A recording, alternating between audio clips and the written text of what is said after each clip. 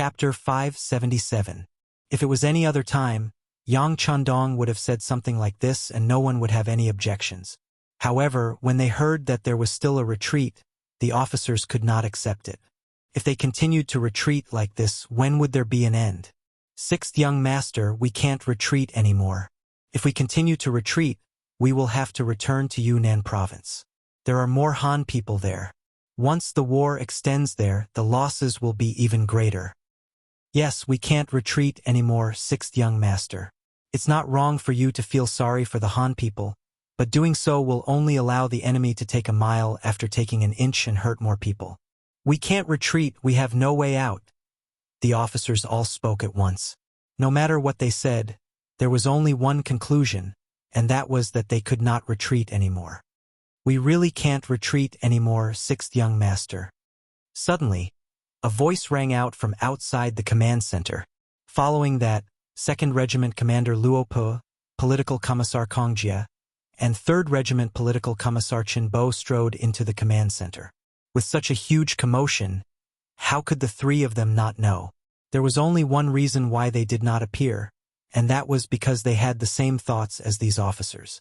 Since they had the same thoughts, why not let these people cause a ruckus? Perhaps there would be some good results. However, outside the tent, when they heard Yang Chandong say that they would continue to retreat, the three of them could not help but take the initiative to stand out. Another 3 regimental-level officers stood out. Together with Wu Shang, all 4 regimental-level officers had the same attitude. Obviously, this brought a lot of pressure to Yang Chandong. This could be seen from the fact that he did not speak and was frowning. Yang Chandong did not speak, which meant that he valued the opinions of Luopa and the other 2. Since they were not rejected immediately, the 3 of them saw an opportunity and hope. After looking at each other, the political commissar of the 2nd Regiment, Kong Jie, stepped out and said in a pleading tone, "Sixth young master, we have to fight this war. If we retreat, it will really be like what everyone said, we will only implicate more Han brothers. So counterattack is necessary, and as long as we handle it well, we should be able to reduce the number of casualties." What do you think? Yang Chandong looked at Kong Jie and asked. "Sixth young master, I think that when we start the attack, we can shout the slogan, 'Tell the Han people to get down.' If they do, our bullets will only sweep across them. That way, the possibility of hurting them will be minimized. Isn't that better?" Kong Jie said his idea in one breath. From this point, it could be seen that his idea was not a sudden one, but an answer that he had thought about for a long time. Yang Chandong praised the other party's method in his heart.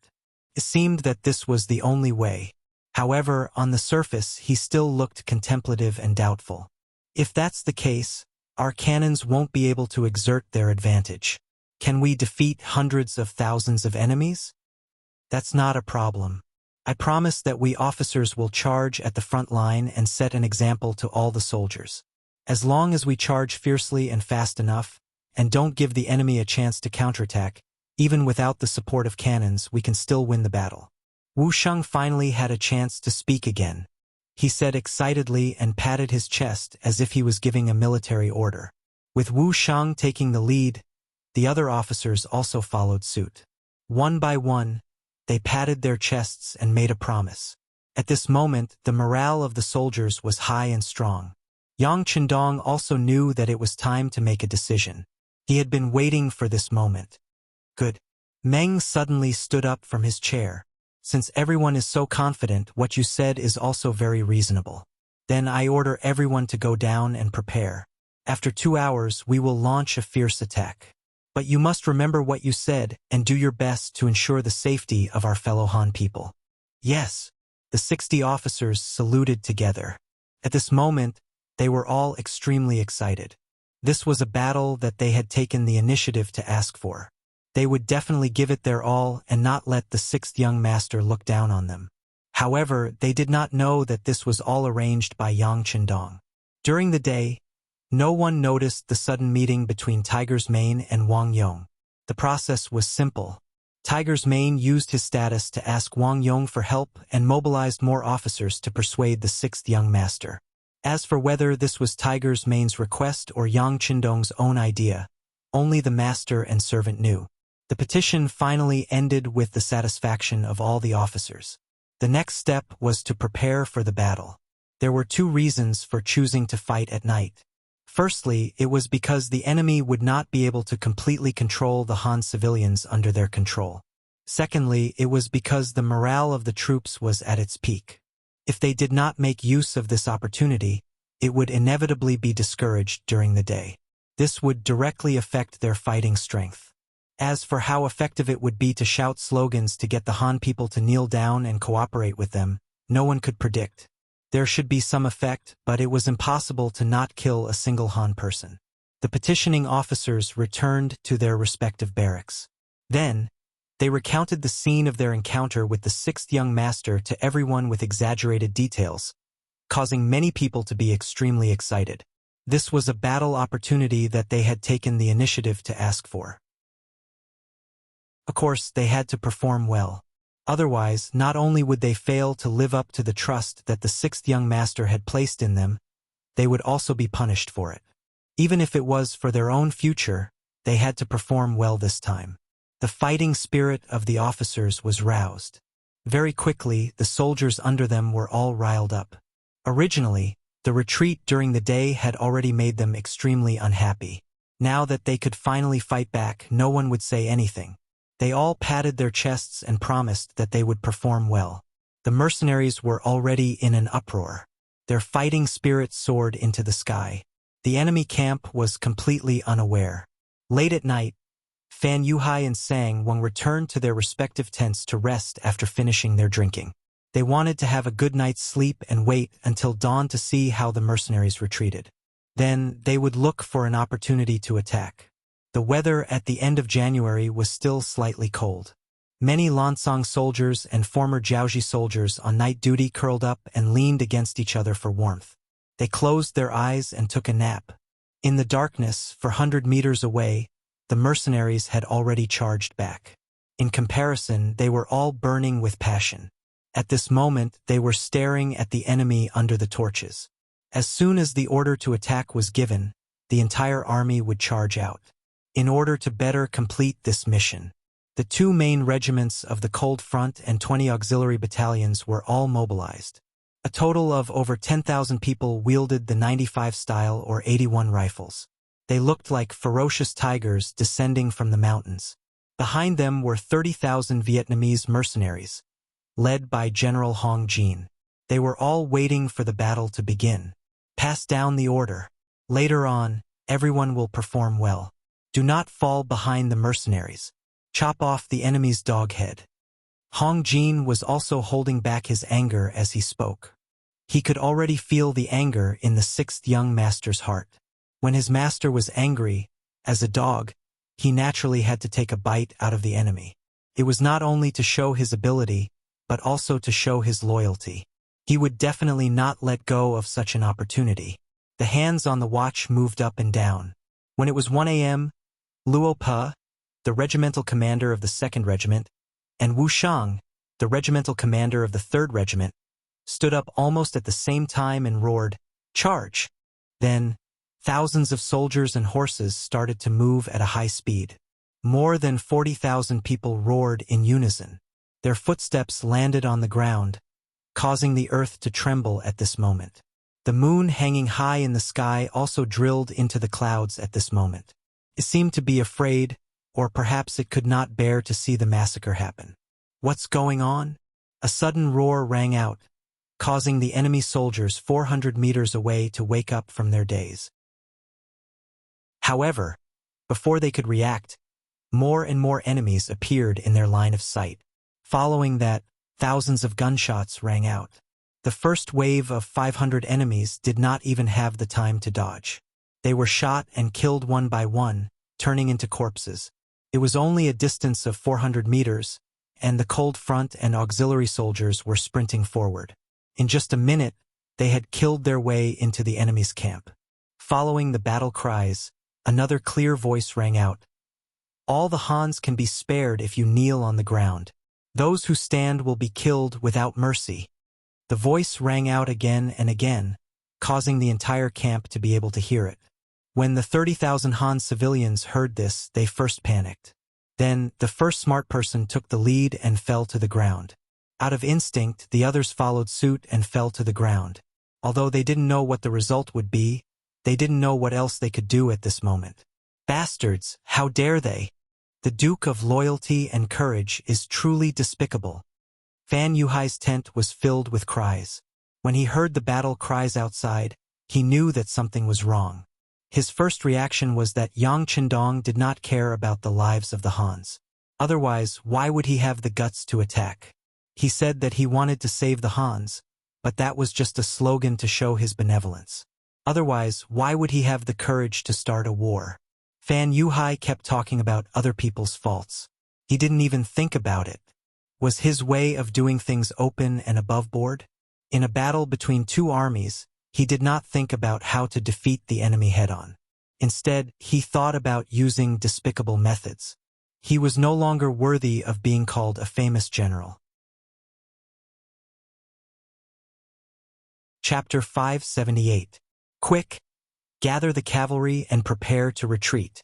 Oh right, inform Li Min and Shin Kuan to make their move.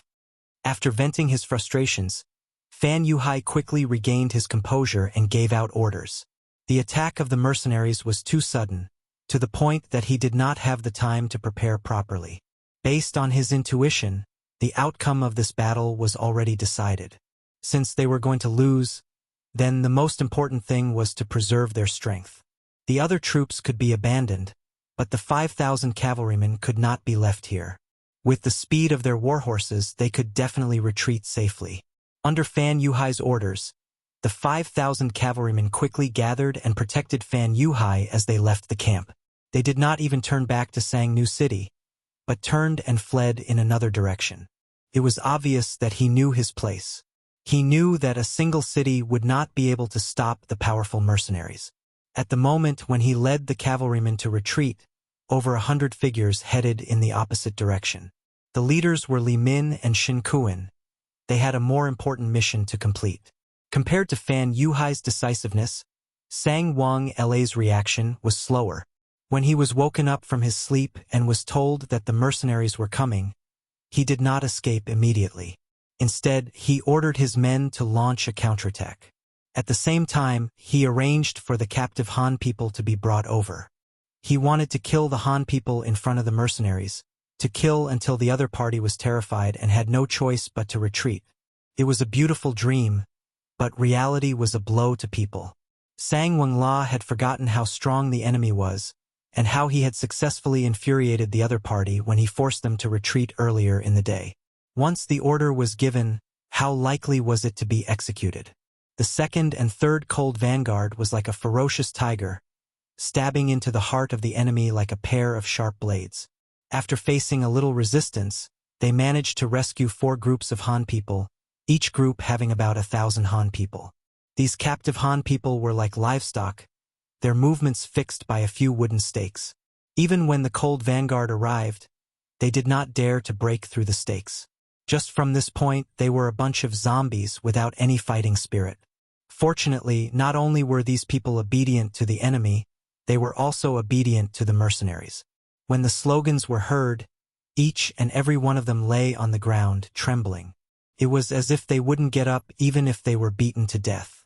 This allowed them to dodge the bullets flying in all directions, ensuring their safety to the greatest extent.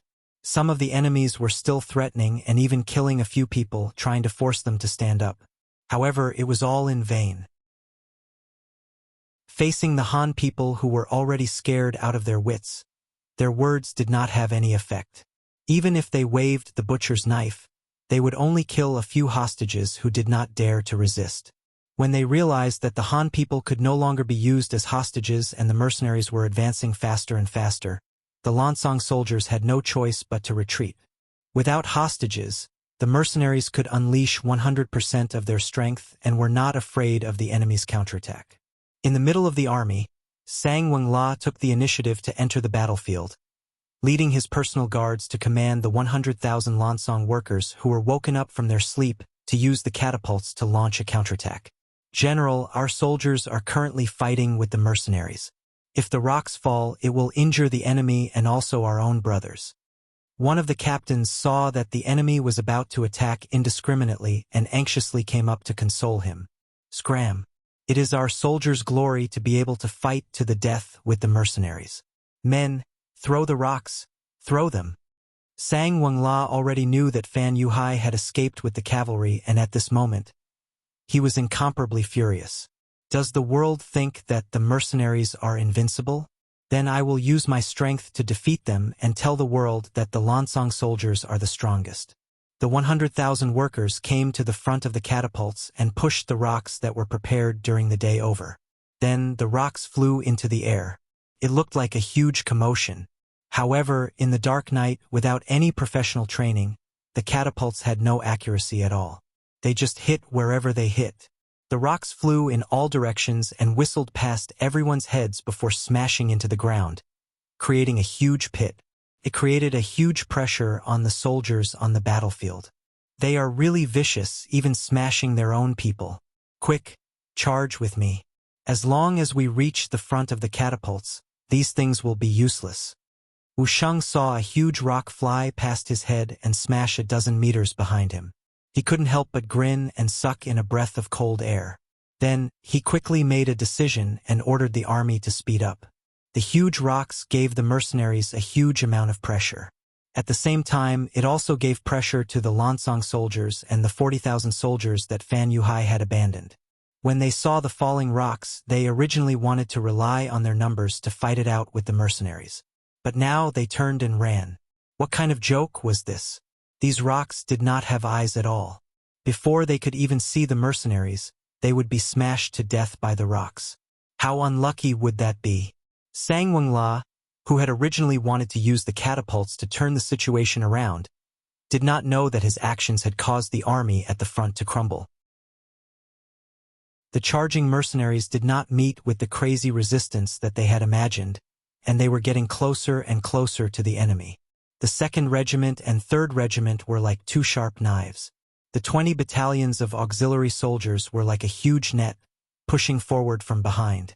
The 30,000 Vietnamese mercenaries were at the back, constantly rescuing the Han civilians and dealing with the small groups that had slipped through the net. At this point, it was worth mentioning that the 2 million silvers were not spent in vain. Under the instructions of Grand Tutor Long Chi, although they managed to obtain the Lansong weapons, they were only half-finished products.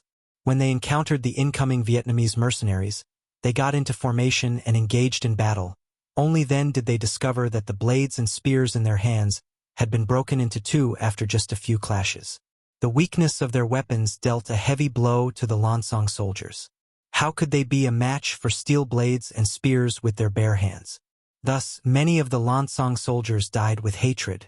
They did not lose in terms of battle strength, nor did they lose in terms of courage. Instead, they lost in terms of logistics. The speed of the two cold vanguard regiments was too fast. Everyone seemed to be holding their breaths as they advanced at lightning speed. Whenever they met with resistance, they would open fire without hesitation, not giving the enemy a chance to get close. In just an hour, they had broken through the front line and arrived at the center of the camp. The arrival of the cold vanguard regiment was like a hot knife through butter. They arrived in front of the trebuchets, killing the Lansong soldiers and causing them to flee in all directions. Even General Sang Wenla was forced to retreat to Sang New City under the protection of his personal guards. There were still 50,000 soldiers left behind to guard the city. No matter what, they still had the strength to fight. After charging for over a dozen li, they entered the middle camp from the enemy's front camp, then into the back camp. The cold vanguard regiment was unstoppable.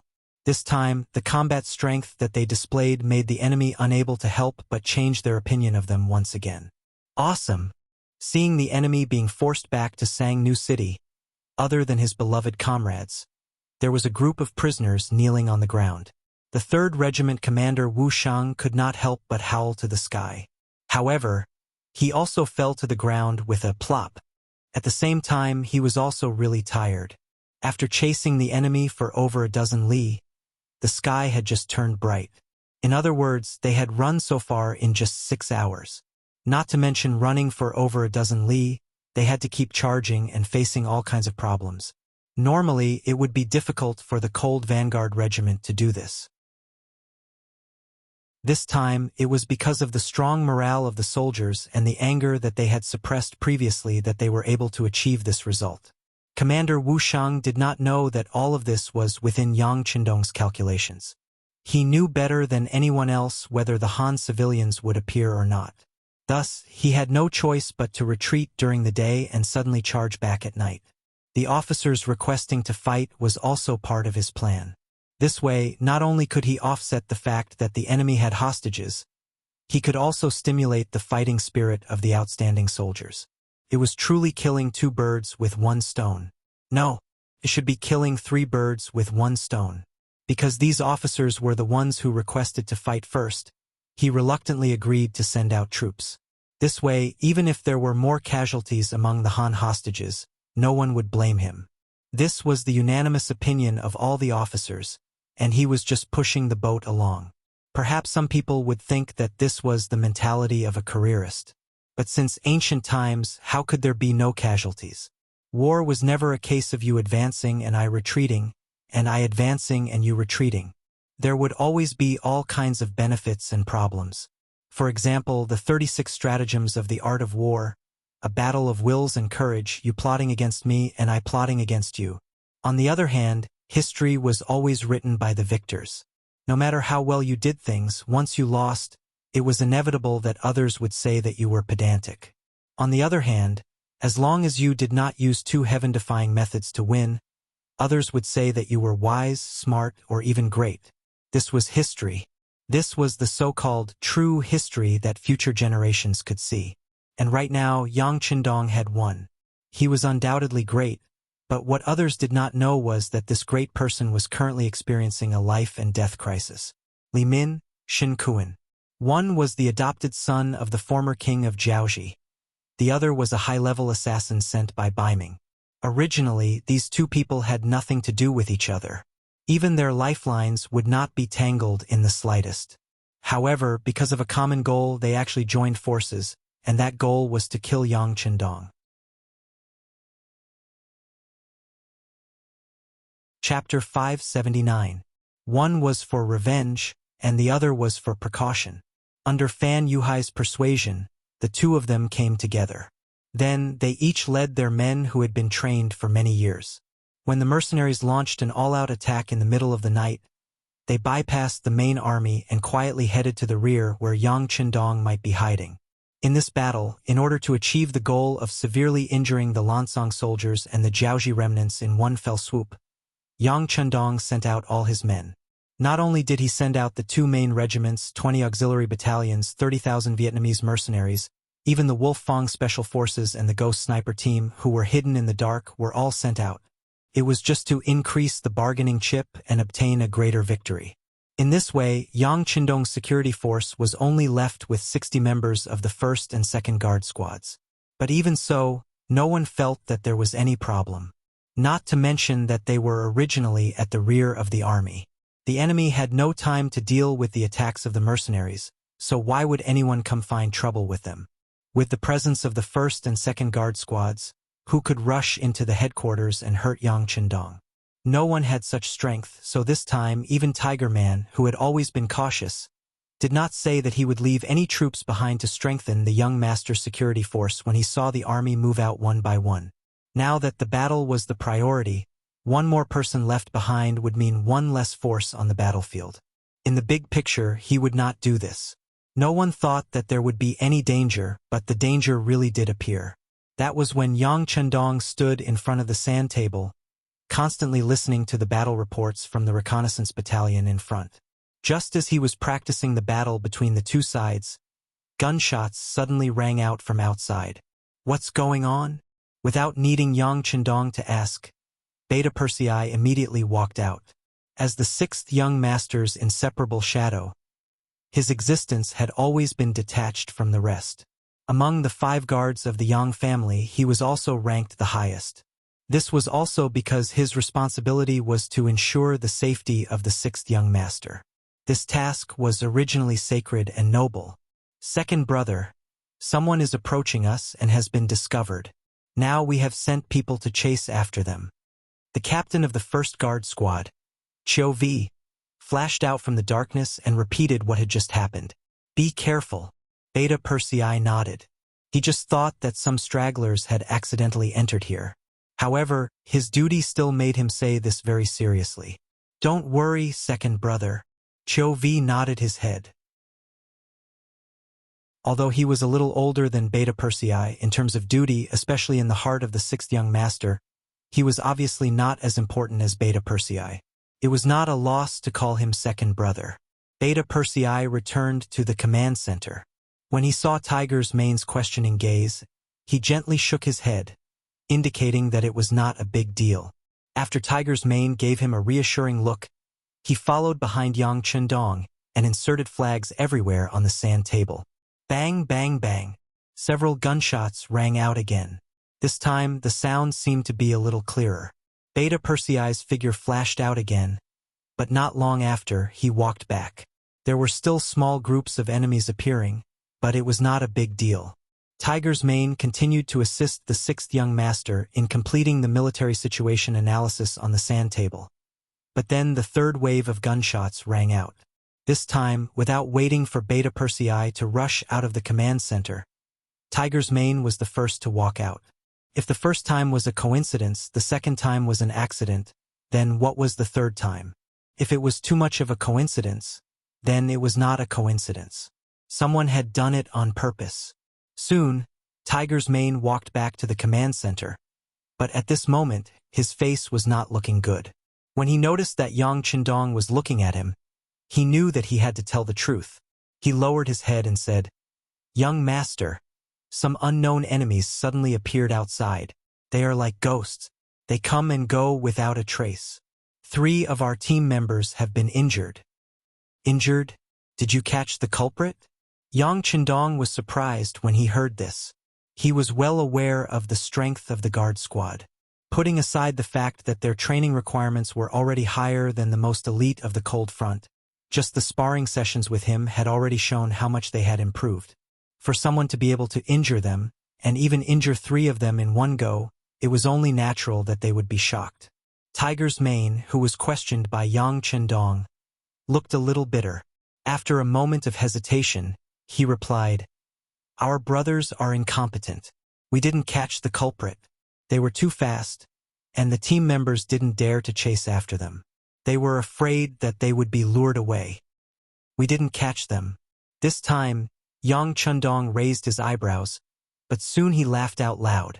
Interesting, interesting. It seems that this is a force to be reckoned with. What about the young master? Although Yang Chendong was laughing, Tiger's Mane knew that he was laughing out of anger.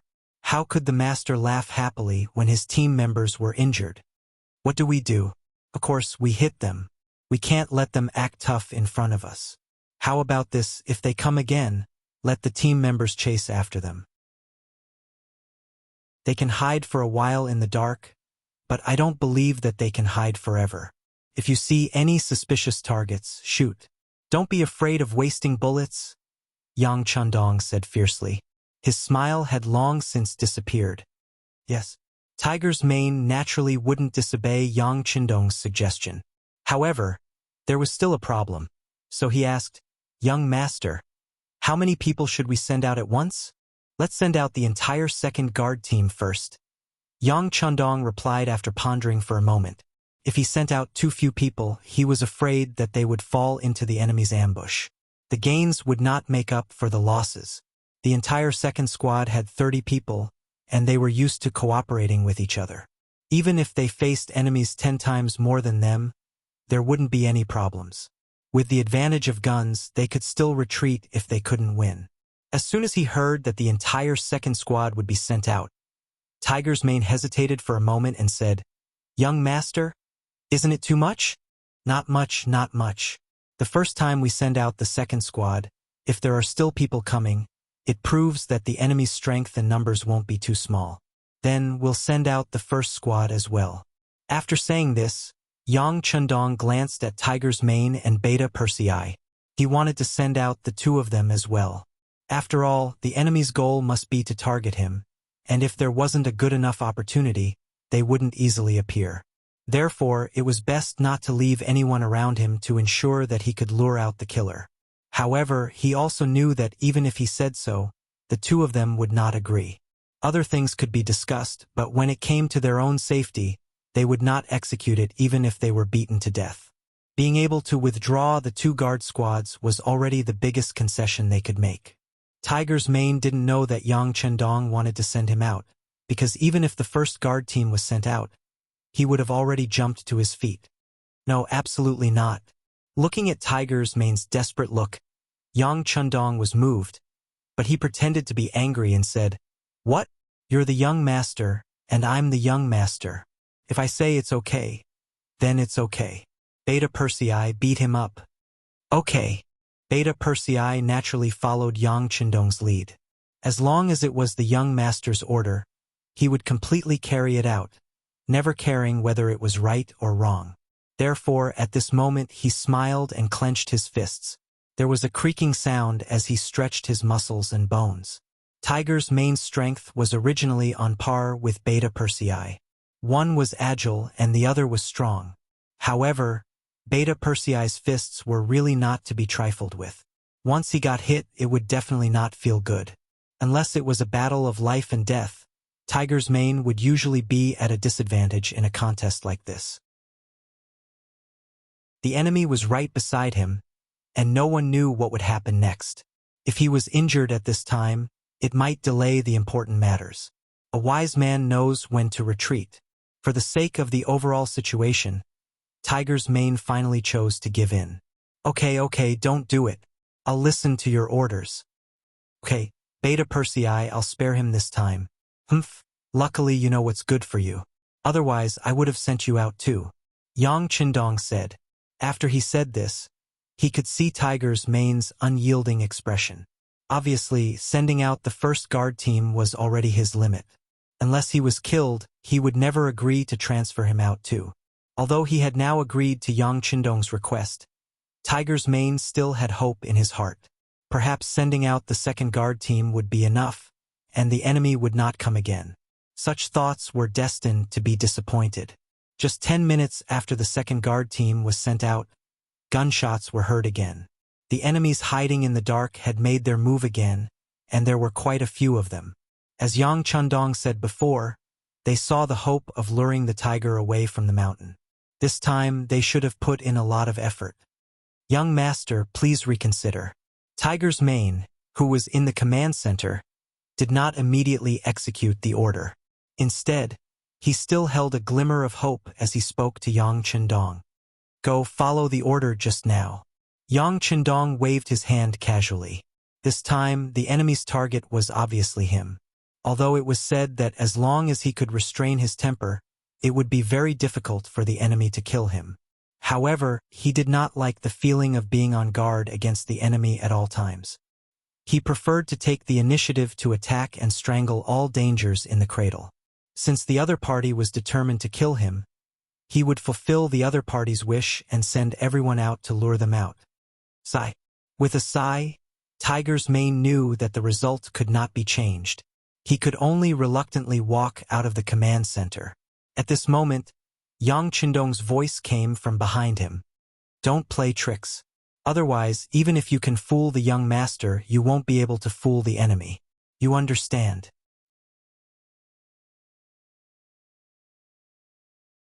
Chapter 580. Tiger's Man couldn't help but pause. Originally, he wanted to leave some people behind in the dark. Although he believed that with just him and Beta Persei around, no matter how many people came, it would be difficult to get past them and reach the young master. But wouldn't it be better to leave one more person behind? But now that Yang Chendong added on, he finally calmed down. That's right. To be able to cause the security squad to be somewhat helpless, one could imagine the strength and combat strength of the enemy. If you want to leave someone behind without being discovered by them, that would be even more impossible. Tiger's Man walked out of the headquarters with his head lowered. He called the captain of the first guard team, Chiu V. Captain Chiu, if the enemy appears again, can you go and destroy them? Tiger's Man's murderous aura overflowed as he said these words. It was obvious that he was really angered by these killers who seemed to be everywhere. The enemies were difficult to deal with because they relied on the darkness and were very agile. Once they were discovered, those people would immediately retreat frantically. However, the guard team could only stay in place due to their duties. Naturally, they would suffer a little. However, Cho Wu immediately regained his confidence when he heard that they could chase after the enemy. He patted his chest and said like a soldier, "Who to? If you let us out, I guarantee that we can kill those shameful bastards until they cry for their parents. None of them will be left alive. Okay, then if the enemy appears to harass us later, you guys will chase after them and kill them. Remember, you must end the battle quickly. Also, send out the first guard team." Tiger's man was a little reluctant when he said this. When Chiu Vi heard that he could go out and kill the enemy, he was so happy that he was about to agree. But when he suddenly heard that he was going to send them all out, he couldn't help but be stunned.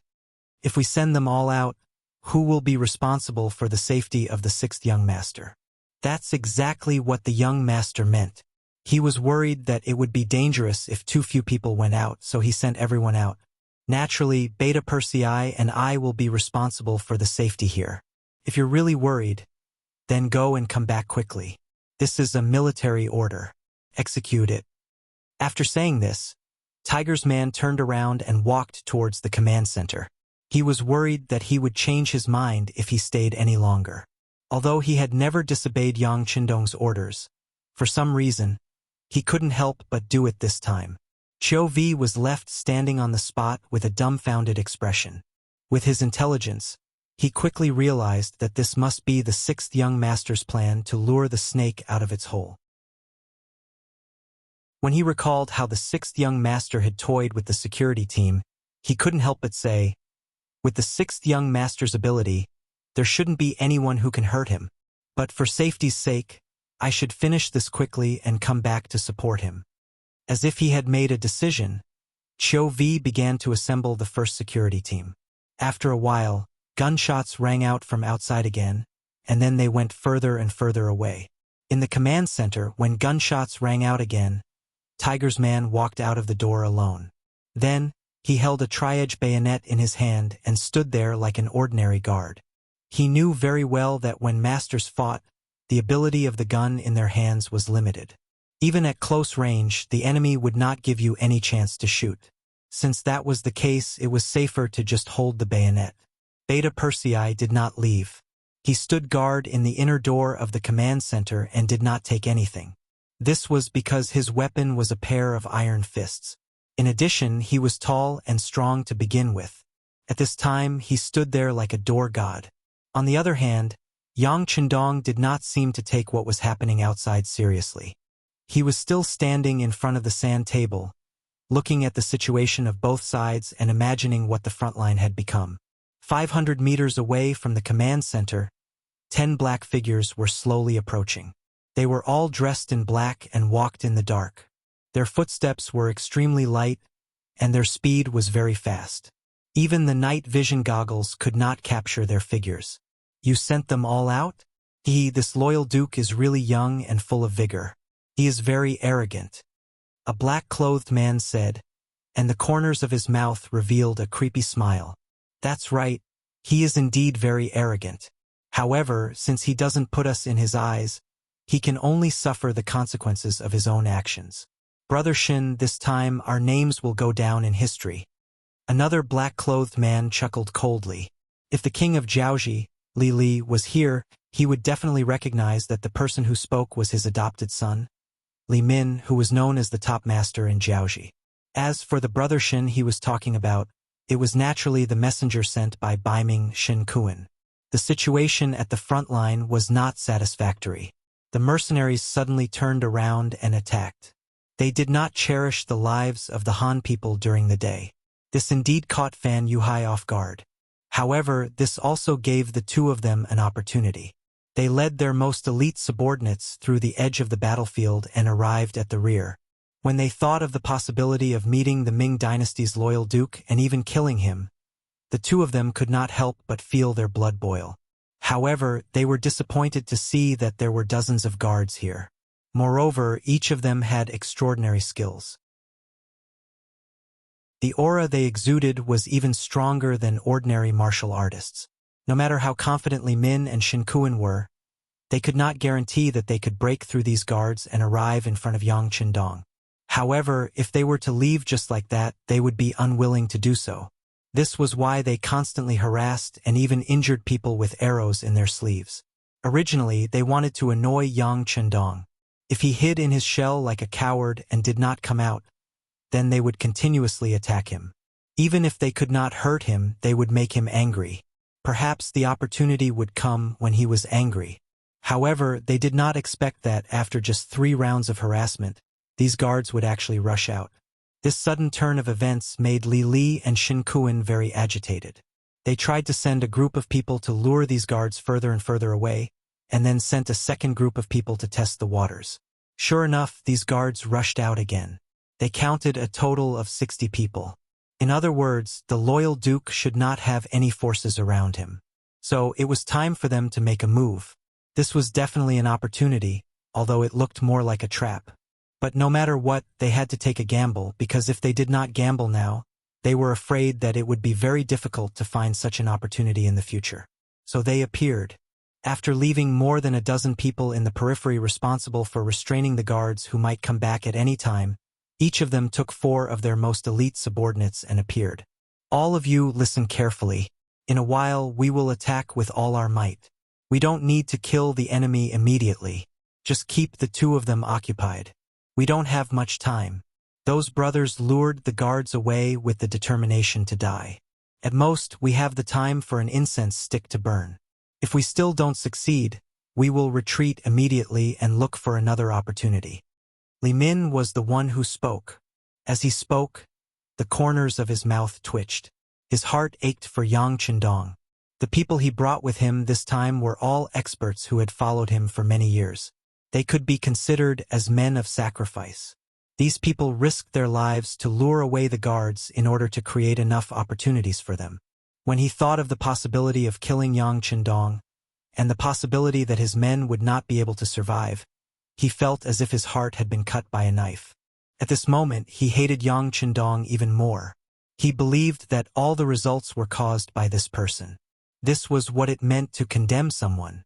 When a person always wants to harm others, and therefore has to pay some price, they will still put the blame on the victim. Do they have to think that when they want to harm others, others should stand there and let them be cut into pieces? Is that the right thing to do? At the entrance of the headquarters, Tiger's Mane had already extinguished the torch inserted here. He stood in the darkness, opened up his 5 senses, and carefully and cautiously observed everything around him. If he alone could eliminate the assassins who came out of nowhere, young master would not have to take the risk. This was naturally the best outcome. So at this moment, Tiger's Mane was full of fighting spirit and murderous intent. His whole body was focused, waiting for the enemy to appear. Whoosh! A small arrow suddenly shot out from the darkness, aiming at the position where Tiger's Mane was standing. In the darkness, the direction of the arrow could not be seen at all. Only a murderous aura appeared in the air. The previous guard was injured by this sudden arrow because of his carelessness. However, if they wanted to use the same method to deal with Tiger's Mane, it was obviously not enough. Tiger's Mane suddenly jumped to the side, feeling the danger, and dodged the attack. At the same time as he fell to the ground, his roar spread in all directions. "Who are you? You only know how to plot against me." Just as the words left his mouth and his body came into close contact with the ground, for saber cheese suddenly slashed towards him from different directions. Ding ding dang dang. In that moment, Tiger's Mane's military knife collided with the 4 steel swords.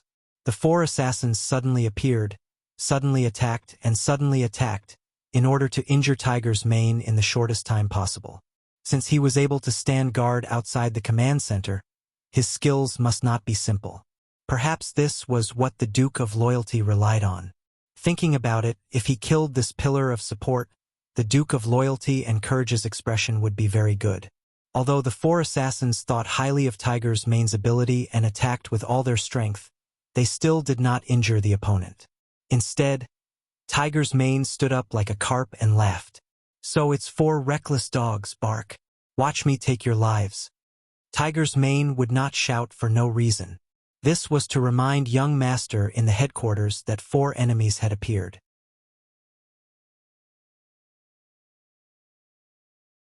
Chapter 581.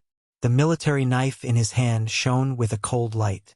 In an extremely short period of time, Hu Mang had exchanged more than 10 blows with the 4 of them.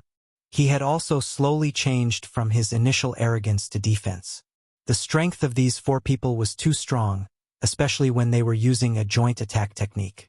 When the 2 of them worked together, they were able to exert a combat power that was several times higher than their own strength. If it was one-on-one, Tiger's mane was confident that he could take down any one of them within 10 moves. However, in the face of a joint attack technique and 4 opponents at that, he was a little overwhelmed and had no choice but to switch from attacking to defending. In the command center, the sound of weapons colliding could be heard from outside. Beta Persei, who was standing there, felt his heart throb. Obviously, he was affected by the murderous aura outside and could not help but feel his hands and feet itch. "Go help Tiger's mane. I can feel that the people who are coming are not weak." Yang Chendong finally stopped looking at the sand table and said to Beta Persei very seriously, "Young master, I have to protect your safety." Beta Persei also knew the urgency of the situation and even knew what his mission was. This was one of the rare occasions when Beta Persei obeyed orders and did not carry out them. He looked at Yang Chendong with amusement. "Well, don't you know the strength of the young master? You have to have confidence in your young master. Go." Yang Chendong chuckled. Oh, it was unknown if Yang Chendong's smile had infected Beta Persei, or if he really had great confidence in the strength of the young master. After agreeing, Beta Persei pulled open the curtain of the command center and rushed out. "Tiger's mane, you're too weak. Let me help you." "Get lost. Go back and protect the young master. You're not needed here." Even though Tiger's mane had already been forced back a few steps, his voice still rang out like a roar. Unfortunately, Beta Persei came under the orders of the 6th young master. How could he care about Tiger's mane? He roared and rushed into the battle, instantly sharing the firepower and attracting the attention of the other 2 players. Because of this, Tiger's mane's pressure was reduced. Finally, he no longer had to retreat and defend passively. He could now consider counterattacking and killing the enemy. However, before they could start their counterattack, another 4 shadowy figures jumped out and surrounded them. There were a total of 8 of them, and this was the last of Shin Kuen's strength. With another 4 people joining in, it was now 2 against 8. Naturally, the pressure was not small. Fortunately, Tiger's mane and Beta Persei often worked together over the years, especially when dealing with Yang Chendong. They had formed a tacit understanding. In addition, Beta Persei was still a little better than Tiger's mane in terms of skill. Although it was only a little, it could often determine the final outcome. Whoosh! While they were fighting happily, 2 more shadowy figures suddenly appeared and rushed to the command center. They were the leaders of this assassination, Li Min and Shin Kuen. They were both absolute masters and had reached the ability to identify people by breathing. After they knew that there was only a single breath in the command center, they knew that the best opportunity had come. They rushed in without hesitation. Unlike outside, there were a few kerosene lamps lit in the command center, making it as bright as day. Therefore, when Li Min and Shin Kuen rushed in, they couldn't help but squint their eyes to adapt to the environment. When they saw that Yang Chendong was indeed the only one there, the 2 of them laughed mischievously. While they were laughing, Yang Chendong was also laughing. "Both of you, I'm Yang Chendong, the great Ming's loyal duke. May I know your name? Do you want to know our names and origins and then take revenge afterwards? Let me tell you, no way." A sneer flashed across Shin Kuen's face. Although he didn't think that Yang Chendong could still live past today, who knew if the other party still had any tricks up his sleeve? If he reported his name and word got out, wouldn't it be a pile of shit whether he killed him or not? Shin Kuen had no intention of reporting his name. He just wanted to complete the mission as soon as possible. He even couldn't help but attack. However, Li Min reached out and stopped him. Then, he looked at Yang Qindong with an arrogant expression and said, "A real man doesn't change his name or surname. I'm Li Min, the adopted son of the king of Jiaoxi. He's Shen Kuan, Bai Ming's special envoy." "Brother Li Yu." Shen Kuan didn't expect Li Min to sell him out directly. Anger appeared on his face. "Brother Shen, don't be angry. Do you think that he can still escape from the joint attack of the two of us?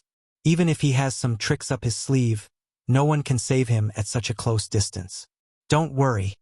Li Min smiled at Shen Kuan and looked at Yang Qindong again. She said in a condescending manner, "Promise me one thing, and I'll let you die quickly so you won't have to suffer so much." "Condition? Let's hear it." Yang Qindong had a curious look on his face. "Immediately write an order to release my adopted father and allow him to establish a new kingdom." Li Min's voice was very firm, as if he was ordering something. Just now, Yang Qindong was still curious as to how the other party had exposed his identity. His question was just a casual thought. He didn't think that the other party would really reveal his identity and origin. Only now did he understand that Li Min still had the idea of helping her foster father, Li, restore the country. "Ha ha! Ha ha ha!" Yang Qindong couldn't help but laugh loudly after knowing Li Min's thoughts. "What are you laughing at?" Li Min was very confused by Yang Qindong's expression, who was about to die. "I'm laughing at your idiocy." Yang Qindong seemed to be holding back his laughter as he spoke. Then his expression suddenly turned serious, and he said in a questioning tone with a trace of pressure, "You're just an assassin who can't see the light of day. What right do you have to order me, a duke of the great Ming dynasty? Do you have the right?" With a loud shout, Li Min involuntarily took 3 steps back before coming to a stop. Then, her face was filled with anger and murderous intent. He was the #1 expert of the Jiaoxi kingdom, but he actually took 3 steps back because of Li Min's angry shout. If this spread out, wouldn't he be laughed at by others? At this moment, his killing intent when he looked at Yang Qindong was even stronger. "Good, you dare to laugh at me. I hope you can still maintain this backbone and be so stubborn when I capture you." "Humph. Bullshit expert. You only know how to talk. If you want to fight, then come." Yang Qindong's face didn't have the slightest trace of fear. If it wasn't because he wanted to know who wanted to deal with him, if it wasn't because he didn't want to be on the lookout for thieves every day, did these two people think they could meet him? Did they really think that he was some kind of powerful figure? Li Min was infuriated by Li Min's disdain. His gaze turned cold, and he opened his mouth to spit out the word, "Kill." Another person was even faster than him and rushed towards Yang Qindong. He was Shen Kuan. Since his identity had been exposed, he had to kill Yang Qindong today. Otherwise, he was afraid that he would bring an unimaginable disaster to Bai Ming. A cold light flashed, and a sword light went straight for Li Min's throat. As expected of the nickname of the 13 swords, Shen Kuan used a killing move as soon as he attacked. He didn't have the intention to hold Li Min hostage. The sword light swept over. If he really succeeded, then Li Min's life would be gone forever. Yang Qindong calmly looked at the scene. He calculated the distance between the tip of the sword and his throat in his mind. At this time, he could use at least 3 ways to avoid the attack. However, he didn't do so. He wanted to see how powerful his opponent was. He wanted to find a way to stimulate the qi in his body so that it could be used and played better. It was often the easiest to break through between life and death. Clang! A blade light suddenly appeared and blocked the advance of the long sword, forcing it to stop half a meter in front of Yang Qindong. F***CK.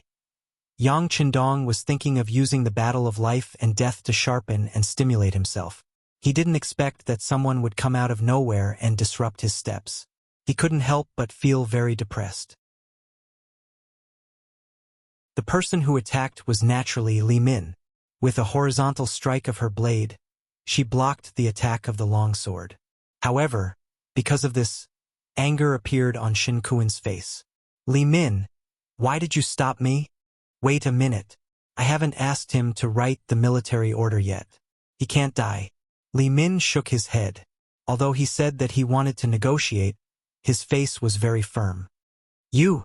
Shin Kuan wanted to scold him for being an idiot.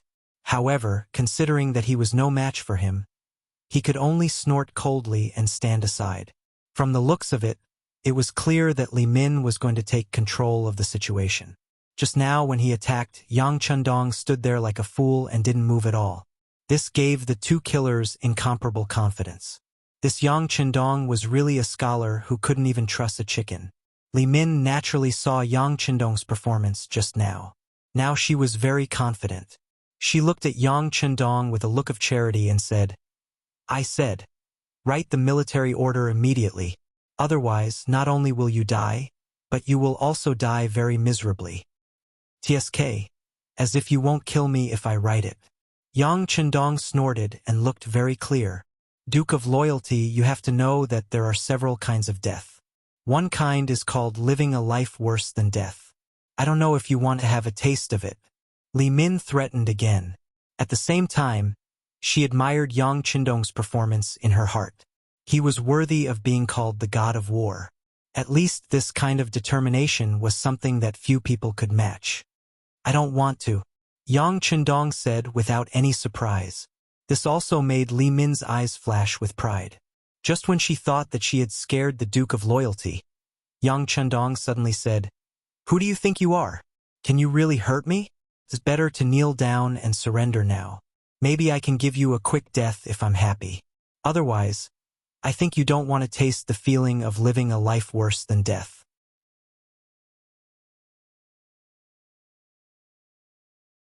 Chapter 582. What? He originally thought that the other party had given in, but unexpectedly the other party began to threaten him. Li Min, who thought that he had misheard, widened his eyes in disbelief. On the other hand, Shin Kuan clearly heard the words just now. Although he did not know where Yang Chundong's confidence came from, he did not mind him repeating the words just now. Brotherly, he wants you to learn from a dog and kneel on the ground and beg for surrender. Do you really not want to live anymore? Li Min's face was flushed red. Obviously, he was very angry. The veins on his right hand that was holding the knife suddenly popped out. He looked like he was going to kill someone at any time. Shin Kuan's words had provoked him to the point that he wanted to kill someone. TSK, as if you said that you won't do anything to me. Yang Chundong rolled his eyes and said as if he was joking. Very well, then I will kill and cut off your legs. Anyway, I don't need them to write. Li Min, who had been successfully enraged, decided to give Yang Chundong a taste of his strength first. Anyway, he did not intend to let the other party die so easily. He would slowly torture him. He raised his right hand, and the knife was like a gust of wind, directly chopping towards Yang Chundong's legs.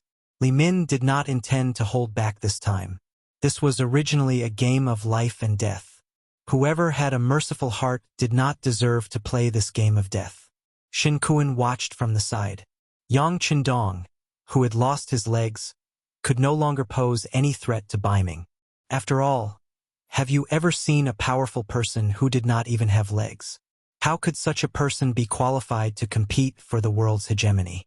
Under the gaze of both sides, Yang Chundong, who seemed to be dead for sure, smiled at this moment. Did he really think that he was a soft persimmon? Did he think that he could teach him a lesson with a knife? Well, then he would use facts to prove that anyone who dared to look down on him would have to pay a heavy price, or even lose their lives. Even before the saber arrived, it brought with it a wave of saber energy. If an ordinary person were to face this saber attack, they would be scared silly. Li Min and Shin Kuan were also looking forward to seeing Yang Chundong's stupefied expression. However, they were destined to be disappointed. Just as the blade was about to reach his legs, the sixth young master leaped into the air and easily dodged the blade.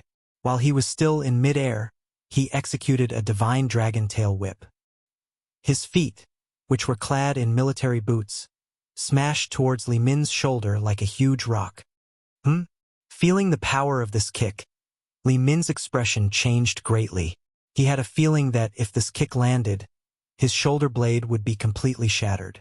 At the critical moment, he hurriedly retreated, wanting to avoid this heavy blow. As expected of the #1 expert in the Jiaoji kingdom, Li Min's reaction was as quick as a fox, causing the huge foot to miss.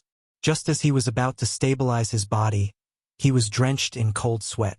Another kick was aimed at his face. Bang! The heavy blow landed on his face like a ruthless slap. Under the force of the kick, Li Min's entire body spun 360 degrees and then fell to the ground with a thud.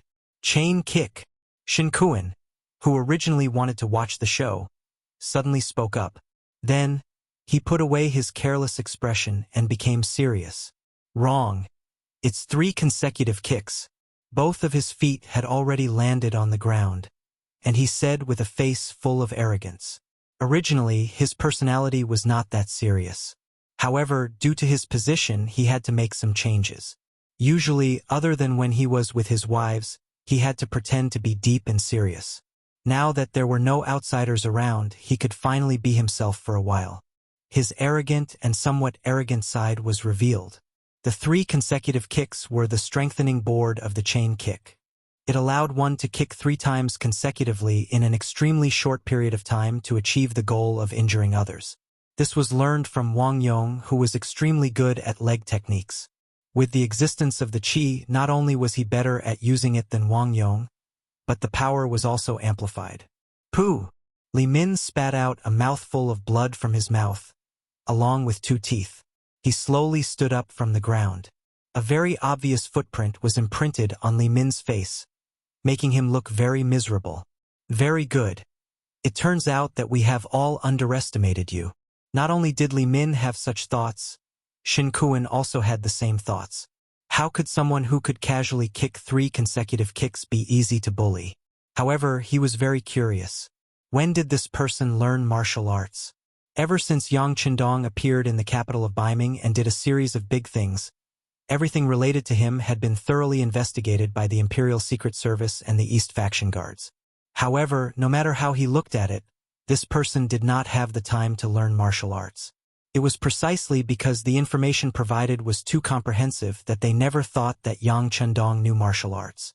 Of course, this was also the result of Beiming not communicating with the Southern Ming Empire. Otherwise, if you asked Guanyin and the other generals of the Southern Ming Empire, they would immediately give you a clear attitude. Although the fact that Yang Qindong knew martial arts was somewhat out of Shen Kuan's expectations, he immediately understood everything. He could not help but coldly say, "So that's how it is. The reason why you dared to wait for us here alone is because of your martial arts?" Bingo, your answer is correct. It seems that you are not stupid. However, don't your superiors know that if you failed to assassinate me, would Beiming be able to withstand my anger? Yang Qindong gave Shen Kuan a "you are considered smart" expression, then asked a question that the other party could not answer. Humph!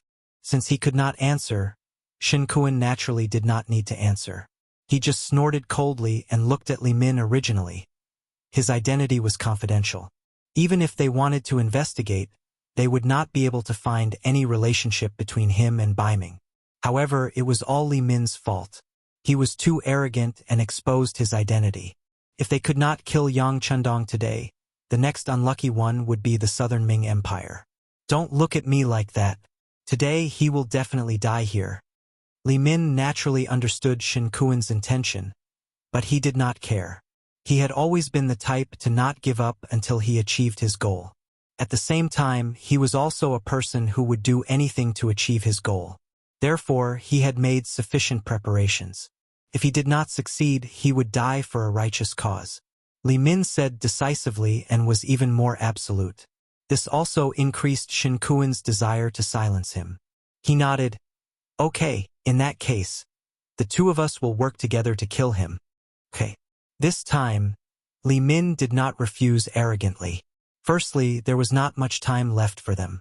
Secondly, Yang Qindong had shown a certain level of strength, which was worthy of his attention. See, I told you. The 2 of you should have come together long ago. Otherwise, I'm afraid you won't have time to show off. My men are coming back. Yang Qindong was not the slightest bit afraid of the 2 of them working together. On the contrary, he was full of fighting spirit. In the past, when he fought with the guards, he had to leave some leeway and could only give them some minor injuries.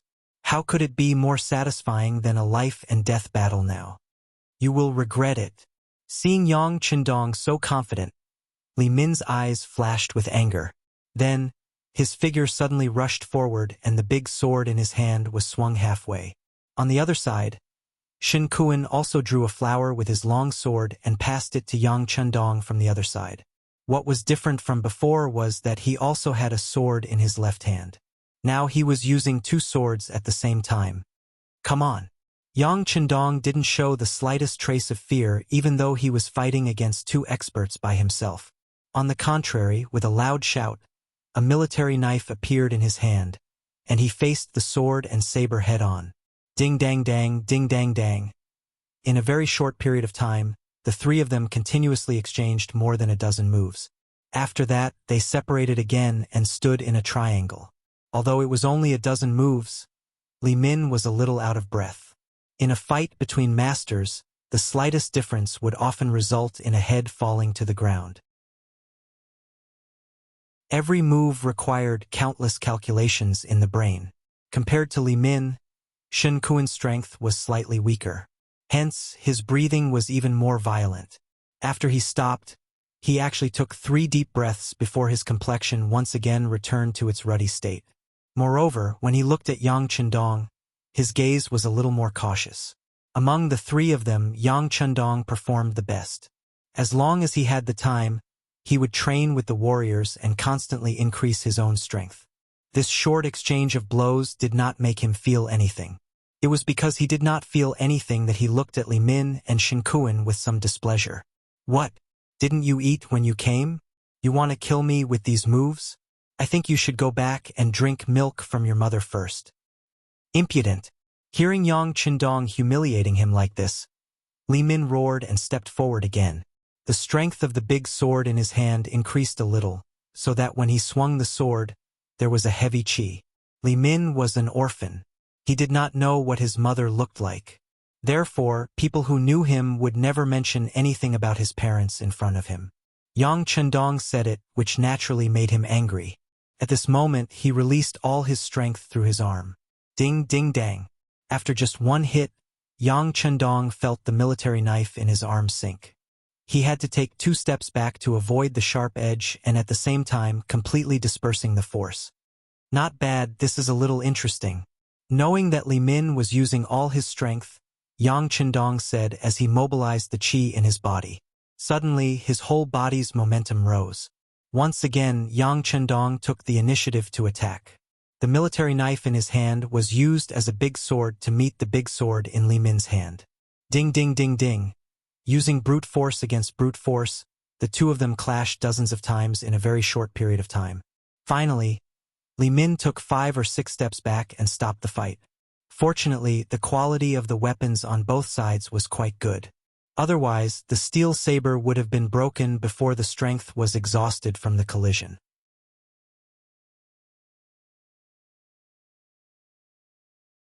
Chapter 583. Li Min's face was pale as he retreated. Just a moment ago, he felt that his right arm was swollen. Now, when he tried to lift it, he felt extremely sore.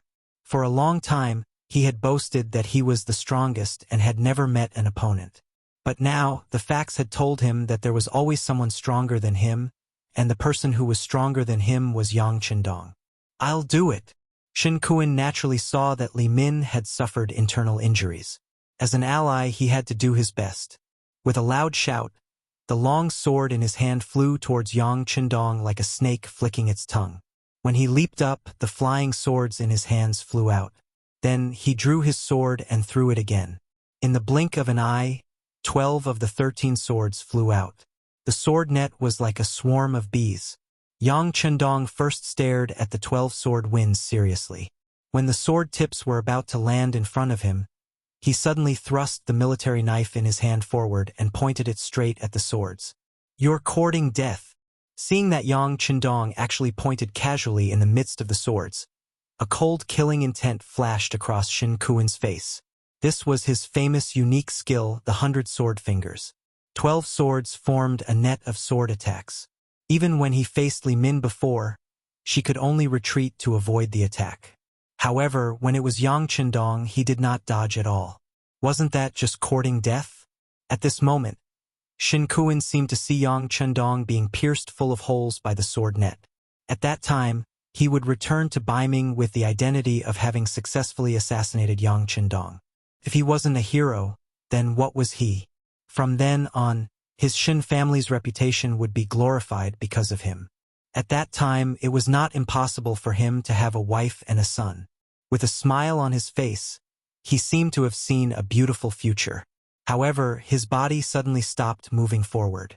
He intuitively felt that the tip of the sword seemed to be blocked.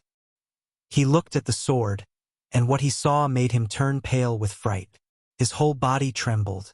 The tip of the sword was perfectly blocked by the tip of the stiletto.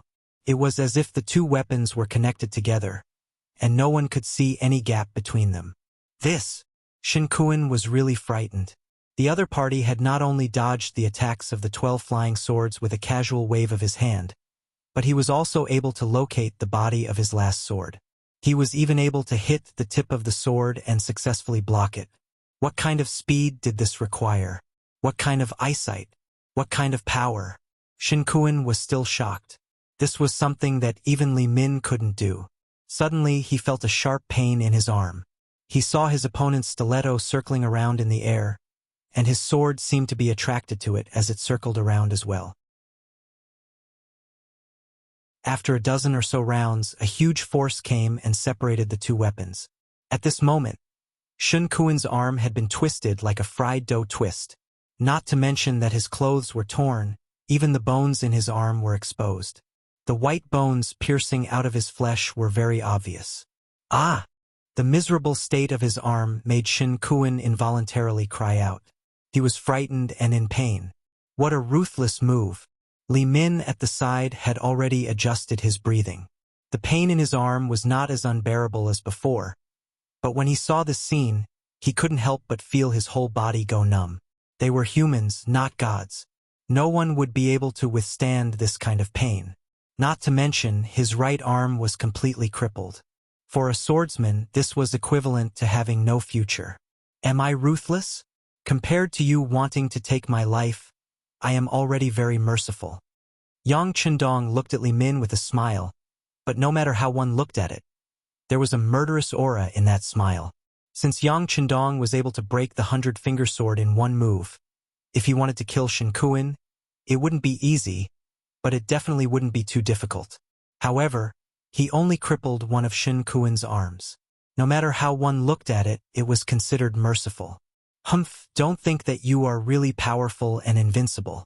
I don't believe that no matter how powerful you are, you can't be more powerful than explosives.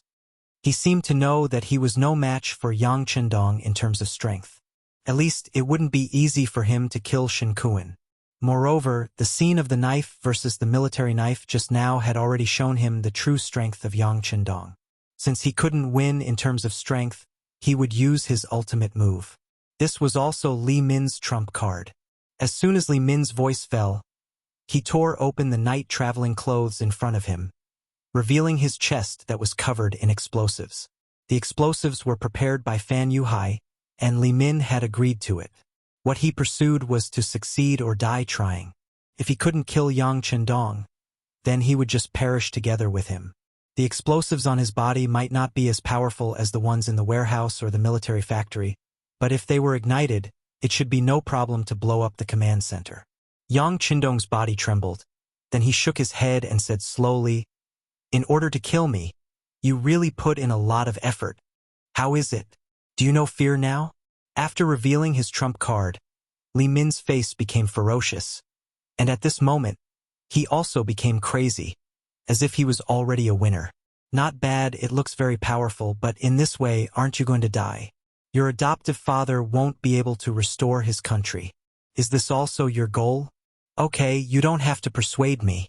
Let me tell you, no matter what you say, this time I will definitely die. As for the restoration of the country, as long as you die, General Fan will definitely find a way to save my godfather.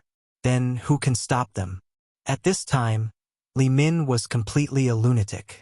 She laughed wildly, not showing the slightest bit of fear because she was about to die. After listening to Li Min's words, Yang Chundong nodded thoughtfully. Sure enough, your backer is Fan Yuhai. Not bad, no matter what, I know who wants to kill me.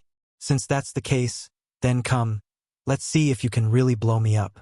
Shen Kuan was sent by Baiming, so it was needless to say who his backer was. As for Li Min, was this his own action, or was there someone supporting him behind the scenes? Now that he had brought up the name of General Fan, the problem was naturally clear. Since the details of both of them were clear, it was time to end the battle. Although this kind of close combat for Yang Chendong could better use his qi and improve his combat power. But since he had a large warehouse in his hand, why would he stupidly use a cold weapon to fight? This was exactly what a wise person would do, playing up one's shortcomings and avoiding one's strengths. Facing Li Min, who was tied with explosives, Yang Chendong's expression was calm, and if one looked carefully, there was even a trace of disdain. After Li Min saw this, it made him even angrier. Although he was an orphan, no matter what he did since he was young, he always strived to be the best. No matter what he did, he could always gain the respect of others. But now he was being looked down upon. What, do you really think I don't dare to detonate the explosives and die with you? Provoked, Li Min laughed maniacally, and then his eyes revealed a crazed look. He pulled the fuse on his body with his arm. Sizzle. Green smoke rose, indicating that the gunpowder had been ignited and was about to explode. Ha ha ha, bold and loyal, so what? You're going to die here just like a nobody like me. When the time comes, ashes to ashes, dust to dust, what's the difference between us?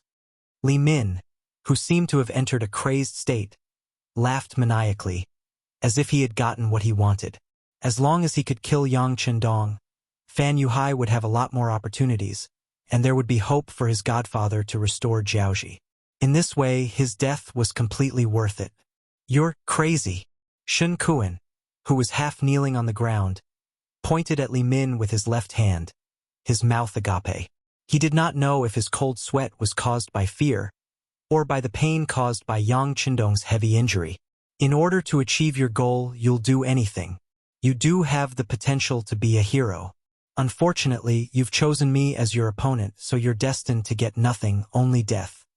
Facing Li Min, whose fuse was getting shorter and shorter, Yang Chendong evaluated him as a winner. Then, a mysterious smile appeared on his face. Following that, he suddenly disappeared from where he stood. No matter how glib your tongue is, you're still going to, Li Min, who was about to mock Yang Chendong, suddenly realized that his opponent had disappeared. Not only that, even his aura had disappeared. He was an assassin, an ace assassin, the #1 expert in Jiaoji. He was confident that Yang Chendong did not use any tricks to hide, just like how Japanese ninjas would use the principle of light refraction to suddenly disappear. But no matter what, that kind of disappearance was only the disappearance of the body, but if one were to sense it carefully, the aura was still there. Moreover, a true expert could kill by tracking the aura. However, Yang Chendong did not even leave behind a trace of his aura. It was as if he had never appeared here in the first place. What's going on? Where is he? Seeing that the fuse was about to be lit, and the target had disappeared, Li Min felt so depressed that he was about to vomit blood. He's not a human, he's a demon, a demon. Shen Kuan, who was kneeling on the ground, was also searching for Yang Chendong's aura, but he did not find anything. At this moment, he could not help but shout, as if his spirit had been completely destroyed, and he looked like a crazy demon. Boom! Time did not give the two of them a chance to speak again. The explosives were finally ignited, and then it caused a huge explosion. Although the composition of the explosives was not at its strongest state, it was not a problem to flatten the surrounding 5 to 6 meters. Thus, more than half of the command center was destroyed by the impact of the explosives. At the same time, the two high-level assassins, Li Min and Shen Kuan, were also destroyed.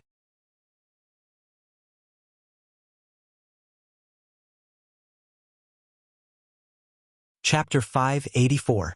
Young Master. Tiger's Mane and Beta Persei, who were fighting with the killers outside the headquarters, looked back in shock. Looking at the headquarters that had been mostly destroyed and the loud rumbling in their ears, their eyes turned from black to white and then to red. They had really gone crazy. The young master was like a god in their eyes. The young master was the guiding light of their life, and the young master was their soul. But now that their souls were gone, how could they continue to live? Kill! At this moment, Tiger's Mane and Beta Persei burst out at the same time. Facing for extremely powerful killers, they all showed their most violent side, and their strength had more than doubled in a short period of time. Speaking of which, Tiger's Mane and Beta Persei's foundation was not very good. They were not the kind of people who had practiced martial arts since they were young, nor were they martial arts geniuses. Their strength gradually increased because they followed Yang Chendong and were taken care of by him. It's just that this kind of strength was naturally no problem for them to deal with ordinary people, but once they encountered a powerful killer, they seemed a little powerless. This was also the reason why, after fighting for a long time, they still couldn't deal with the enemy in front of them, even though they knew that the young master might be in danger. But now it was different. The sound of the explosion was a little too wild. Worried about the safety of the sixth young master, the two burst out, breaking through their own potential and increasing their combat power. If all of this was used on ordinary people, it should be said that they were anxious. When people are anxious, they will have no scruples and their lethality will increase a lot. Originally, they were evenly matched, but now they suddenly burst out, and it was the kind of attack that only killed the enemy and did not defend. Soon, the 8 killers that the two were facing fell straight to the ground and died. Of course, Tiger's Mane and Beta Persei also had a few more wounds on their bodies. However, the two of them completely ignored it and rushed straight to the command center not far behind them. They wanted to find Yang Chendong. They firmly believed that the young master would be fine. Of course, Yang Chendong would be fine. At the last moment, he entered the big warehouse. It was also the first time he had thought about it.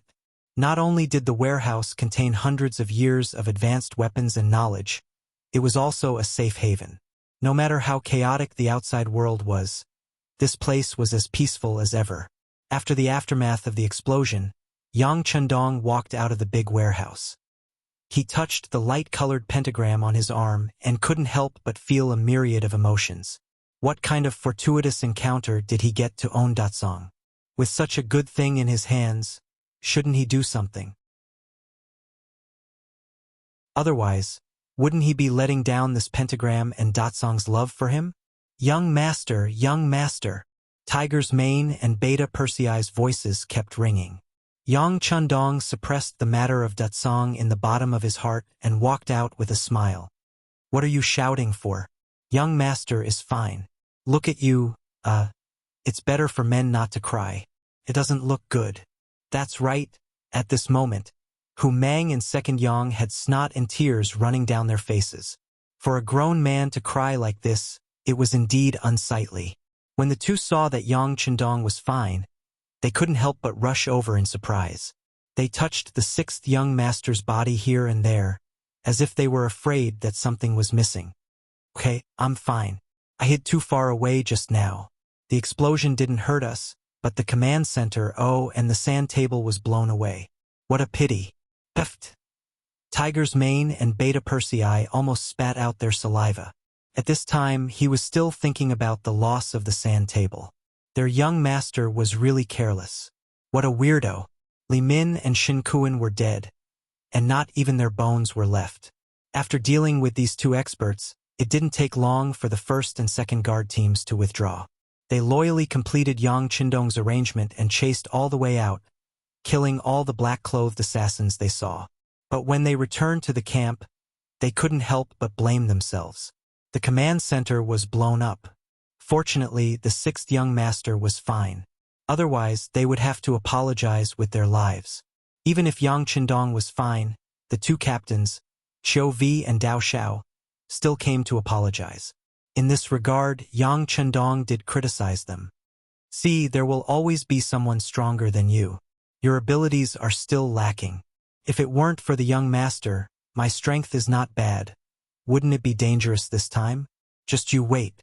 When this is over, you will train hard for me. When the time comes, whoever complains about being tired will have to leave the guard team and serve in the cold front." In the face of Yang Qindong's reprimand, the two captains obeyed and didn't talk back. They knew that the young master was doing this for their own good. After today's incident, they also decided to train harder. In the future, they must not let today's dangerous incident happen again. Below Sang New City, the mercenaries were cleaning up the battlefield and surrounding the place. After a night of charging and fighting, the Lansong soldiers were defeated. Of the 50,000 Lansong soldiers, 45,000 Fan Yuhai soldiers escaped, with Sangwang La. Less than 10,000 of them escaped into the city. The rest were either killed or captured. Also captured were the 100,000 laborers of Lansong, as well as 20,000 Han civilians and countless military supplies. The harvest from this battle was bountiful. This battle also showed the might of the mercenaries, which could be seen from the morale of the soldiers. When Yang Qindong arrived outside the city, he saw the tired but energetic soldiers. "Good. Everyone fought well in this battle. Someone will calculate the military merits later. As for now, everyone should have a good night's rest. We will attack the city tomorrow morning." Yang Qindong's affirmative attitude made all the soldiers who participated in the battle excited and happy. Some of them were already thinking about how to perform well in the battle tomorrow. On the contrary, in Sang New City, General Sang Wangla was dispirited. He originally thought that he had found the weakness of the mercenaries and saw the hope of victory. But who would have thought that everything would be reversed at night? Not only was the army heavily damaged, they could only wait in the city to be attacked. "Tell the brothers to defend the city. We must be confident. In a few days, the king will send reinforcements. At that time, it will be time for us to counterattack." These words also attracted the approval of some of the captains and kiliarchs. It seemed that the morale of the soldiers had also increased. Only Sang Wangla knew that the Lansong kingdom did not have any reinforcements. In the Battle of Wuha Forest, General Lati died and they lost 100,000 soldiers. In the Battle of Hanoi City, General Sai Shi died and they lost 60,000 to 70,000 soldiers. Last night, they lost another battle and they lost nearly 100,000 soldiers. After consecutive defeats, the military strength of the Lansong kingdom had long been depleted. The 60,000 soldiers in his hands were the main force of the entire army. However, this main force was still surrounded by people, as if they would be eaten up at any time. These mercenaries were too scary. In the midst of trembling, the night finally passed. At dawn the next day, the mercenaries outside Sang New City gathered and stood quietly outside the city, waiting for the sixth young master to give them the order to attack. Yang Qindong also changed into the Golden Marshal's uniform and walked over to a high ground outside the city. Victory in war was the result of the joint efforts of the generals and soldiers. In Yang Qindong's view, the strength of an army could be reflected from its external performance. It was roughly divided into 4 classes. The 4th class was a motley crew. They had no military discipline and robbed everywhere without a goal. Such an army would scatter as soon as they were attacked by an organized army. They were definitely not strong. The 3rd-class army had a complete organizational structure. Their military formation was neat and uniform, but their fighting spirit was not high. Although they were stronger than the 4th-class army, as long as they encountered an enemy with more fighting strength, they would definitely be defeated. They could not be considered strong in this aspect. 2nd-class armies not only had a unified command system, but they were also well-equipped. Their morale was also high. During the march, they would often shout slogans like, "Kill the enemy and serve the country." The soldiers were extremely brave. This class of army had momentum. They were not afraid of any enemy and could be called a powerful army. However, it was a pity that they were not the strongest. Compared to the strongest army, they still lacked a certain quality. This quality was silence. The strongest army was a silent army. This silence did not mean that the people in the army were mutes or did not speak. The so-called silence referred to a kind of momentum. Although there were tens of thousands of people, there was only one voice, one order, one goal, one step, one decision. In the end, to accomplish something, it would explode with unimaginable power. Lung Feng was the representative of the power of silence. When they moved, they were like thunder shocking the world. When they were still, they were like statues, motionless and steady. With such an army and the powerful firearms provided by Dachong, there was no reason for them to lose or not win. At this moment, outside Mulberry Rage City, a dense mass of soldiers stood in the valley. They had different appearances, different military ranks, came from different places, and had different preferences, but they were all gathered in the same place, listening to the same voice, looking in the same direction. Not a single sparrow could be heard. This was the true meaning of silence, the most important quality of an army. This was a first-rate army. Such an army was invincible and invincible. In comparison, the army led by Sang Wang-la could not even be considered a second-class army. It was only a third-class army. Coupled with the defeat, the morale of the army had plummeted. There was no longer any possibility of stopping their advance. "I order," Yang Qindong's heroic voice shouted, "Attack!"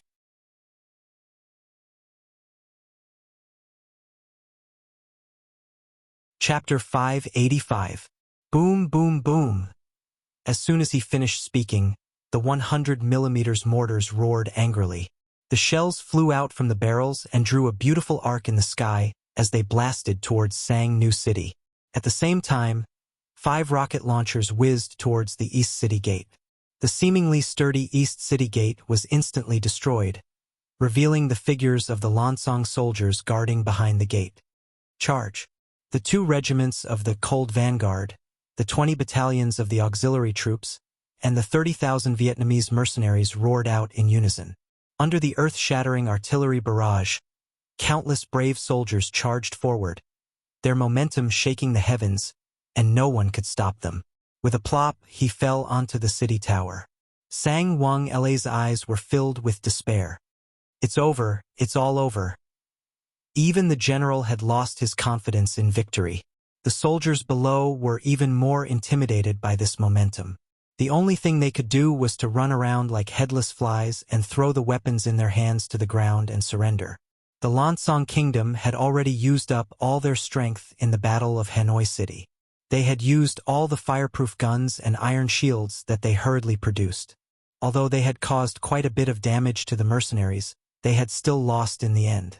It was also from that moment onwards that this kingdom was destined to walk down the path of defeat. The East City Gate was breached and countless mercenaries rushed into the city. What made them depressed was that they could not even put up a decent resistance. The city had changed hands and they had won.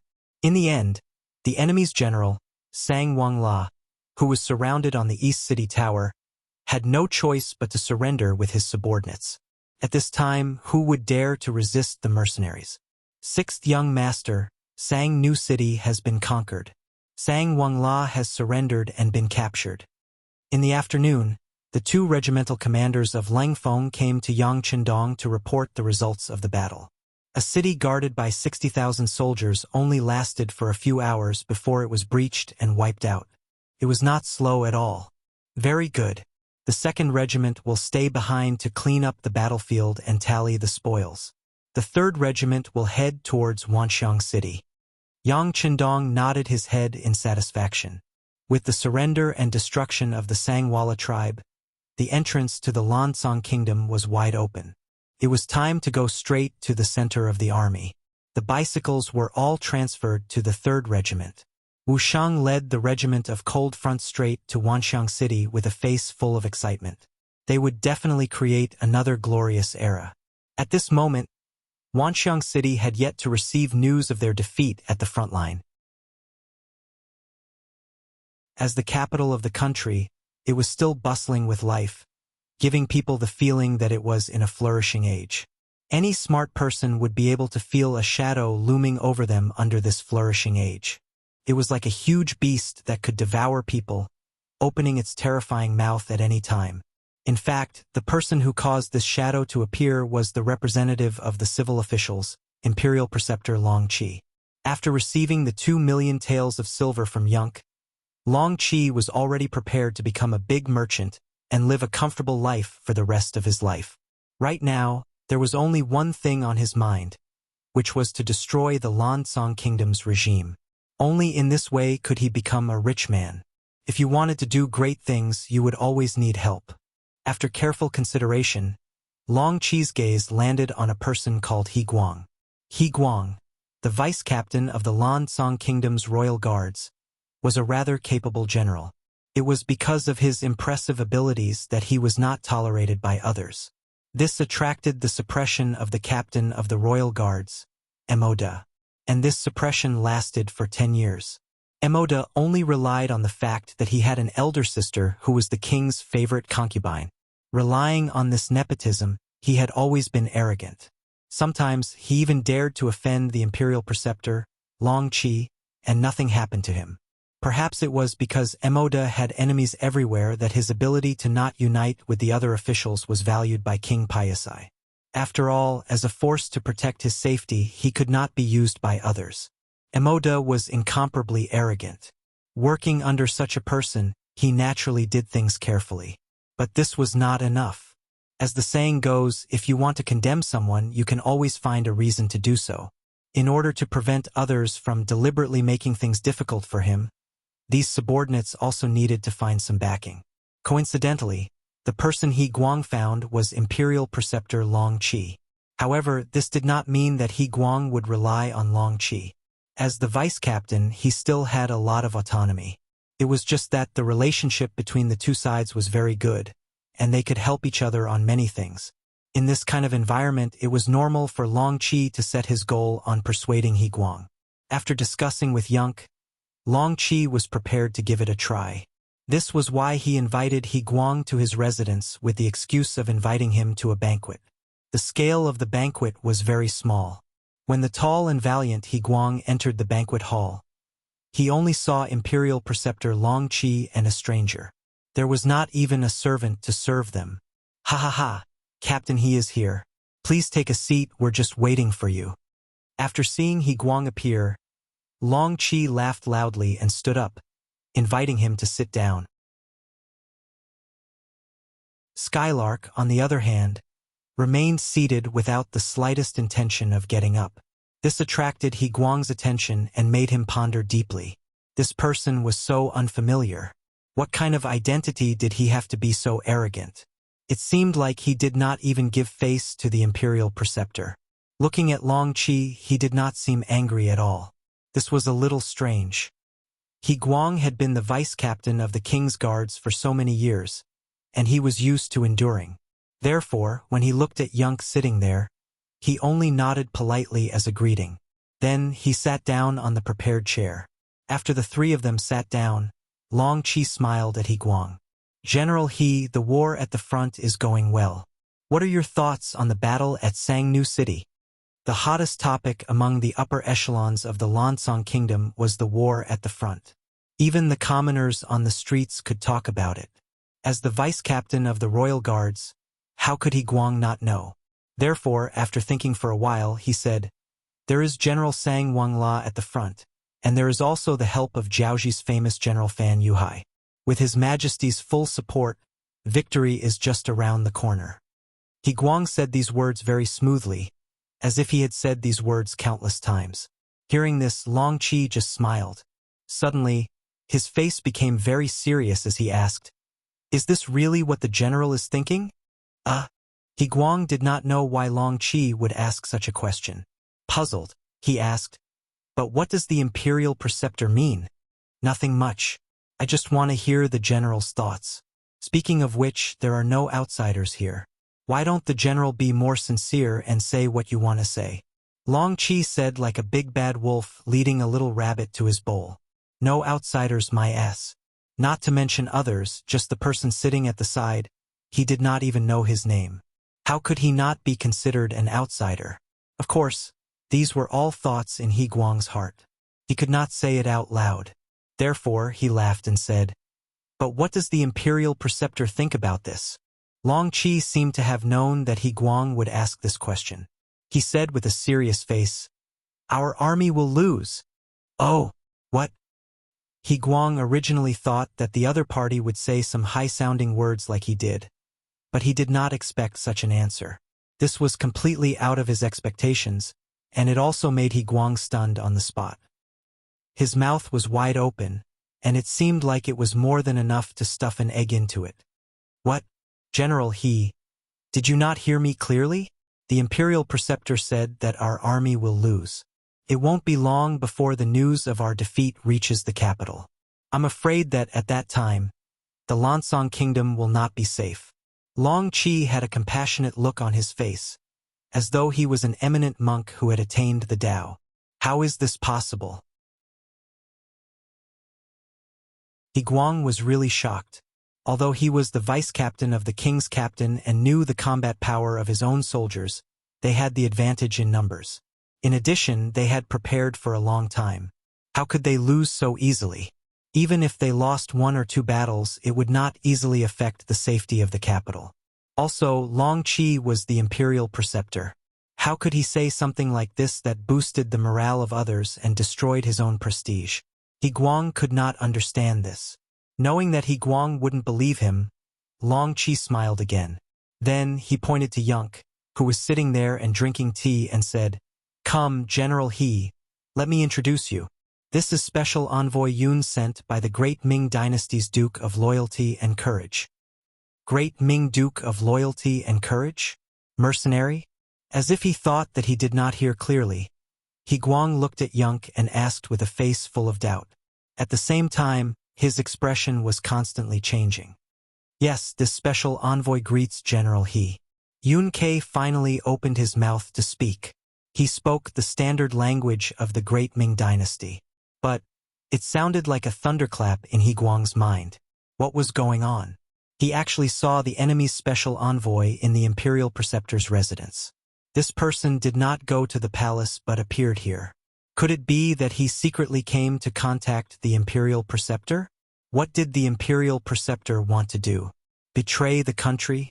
Thinking of this, He Guang suddenly stood up from the chair and pulled out the sword on his body.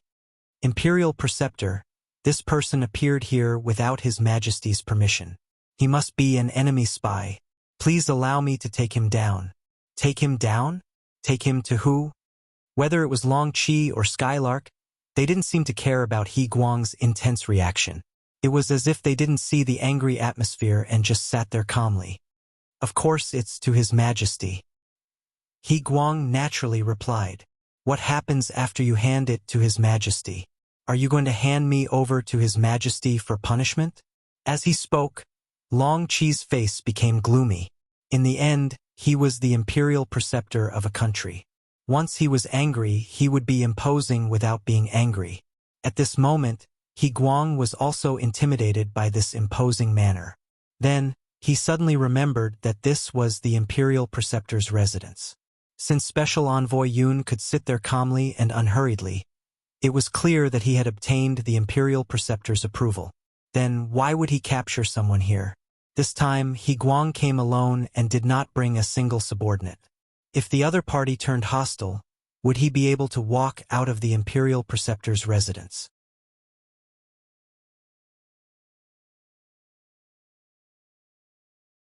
Chapter 586. Feeling that he was in danger, in order to protect himself, He Guang raised his sword and said to Long Qi, "State teacher, you must have been deceived, right? Don't worry. I will capture this person now and send him to His Majesty. When the time comes, I will explain the situation to His Majesty and guarantee that state teacher will be fine." At this time, He Guang actually wanted to provoke. When Yunk and Long Qi saw this, they couldn't help but laugh. After a burst of laughter, Long Qi said, "You came to plead for mercy for state teacher. Haha, do you really have that much face? Don't you know that you can't even protect yourself?" "State teacher, what do you mean?" He Guang's face was puzzled. "Wait a minute, put down the sword first. You make people feel uncomfortable looking at you." Without waiting for state teacher to answer the question, Yunk opened his mouth. "Why should I put down the sword just because you told me to?" He Guang looked at Yunk with a sneer. "AI, why do you have to do this? Yunk shook his head and reached for his waist to take out a pistol with a silencer. After gently unlocking the safety, he casually fired a shot. Pooh! The sound was effectively blocked, but the bullet was not blocked. It flew out of the barrel and hit the sword.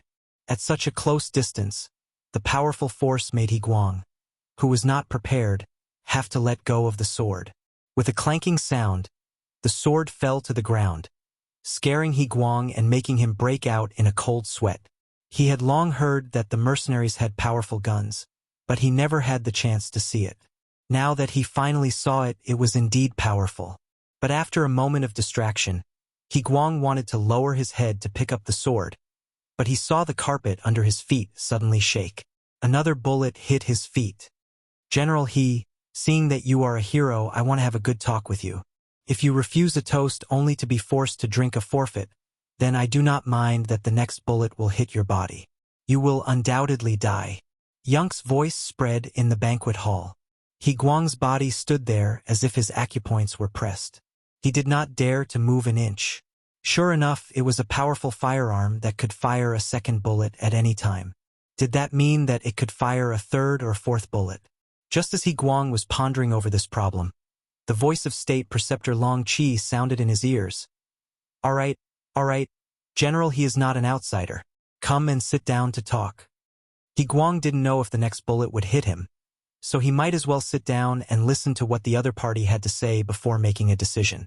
When he finally sat down, Grand Preceptor Long Qi said to him calmly, General He, you are also a talent of your generation. Don't you know that a great disaster is about to befall you? Please enlighten me, Imperial Tutor. Higuang really didn't understand why he was about to face a disaster. Sigh, once the front line is defeated, what will His Majesty decide? I'm sure he'll use the power of the King's Guards to counterattack. Who do you think is the leader of this group? Couldn't be that idiot Emoda himself, right? His Majesty probably wouldn't allow that. But when a general leads an army, can you guarantee victory? The hundreds of thousands of people in front of you are no match for the mercenaries. What can you do with the few people in your hands? If this isn't a great disaster, then what is? This? Higuang really wanted to deny all of this, but he knew that what the State Preceptor said was true. Emoda's ability was limited, and His Majesty knew this as well. However, considering that this person was still very obedient, it was naturally not bad to raise him as a loyal dog. However, such a dog could not be released to bite people because he did not have the ability to do so. At that time, it would be inevitable for him, the vice-captain, to lead the army. To lead the army was naturally something that every general hoped to do. However, just as the State Preceptor said, the hundreds of thousands of soldiers in front of him were no match for the mercenaries. How many men could he bring out? The entire King's Guards only had 20,000 people. How could they defeat the mercenaries? If that wasn't courting death, then what was? However, at that time, he would have to do so regardless of whether he was willing or not. If he agreed, he would die on the battlefield. If he didn't agree, he would very likely be taken down by Emoda. No matter what the outcome was, there wouldn't be a good ending. Layers of cold sweat began to flow out of Higuang's head. Previously, he didn't think that the army in front of him would be defeated, so he didn't consider these things.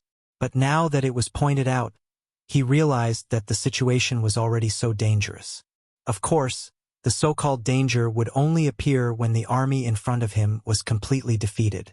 If they didn't lose, if it was only a small defeat, then all of what the State Preceptor said wouldn't happen, and he wouldn't be in danger. Higuang was still deep in thought when Skylark, who was sitting there playing with a pistol in his hand, spoke. General He, after the State Preceptor's recommendation, we found that you are indeed a character. Therefore, the Duke of Loyalty said that if you are willing to surrender, he will use you heavily.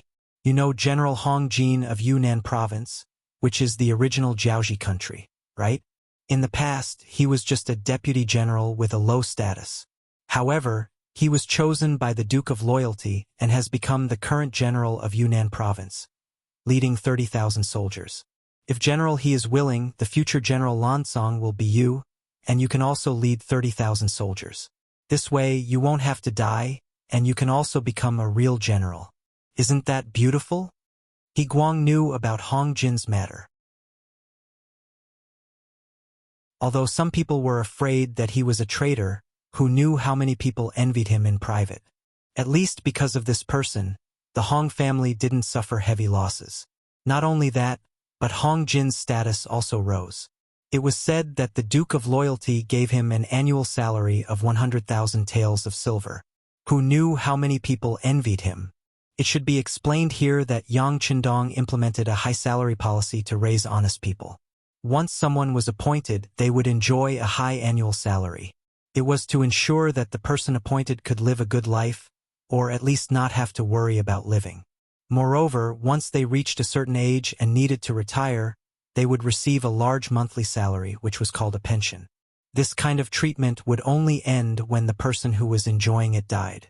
In other words, once someone was appointed as an official by the Duke of Loyalty, they wouldn't have to worry about food and drink for the rest of their life.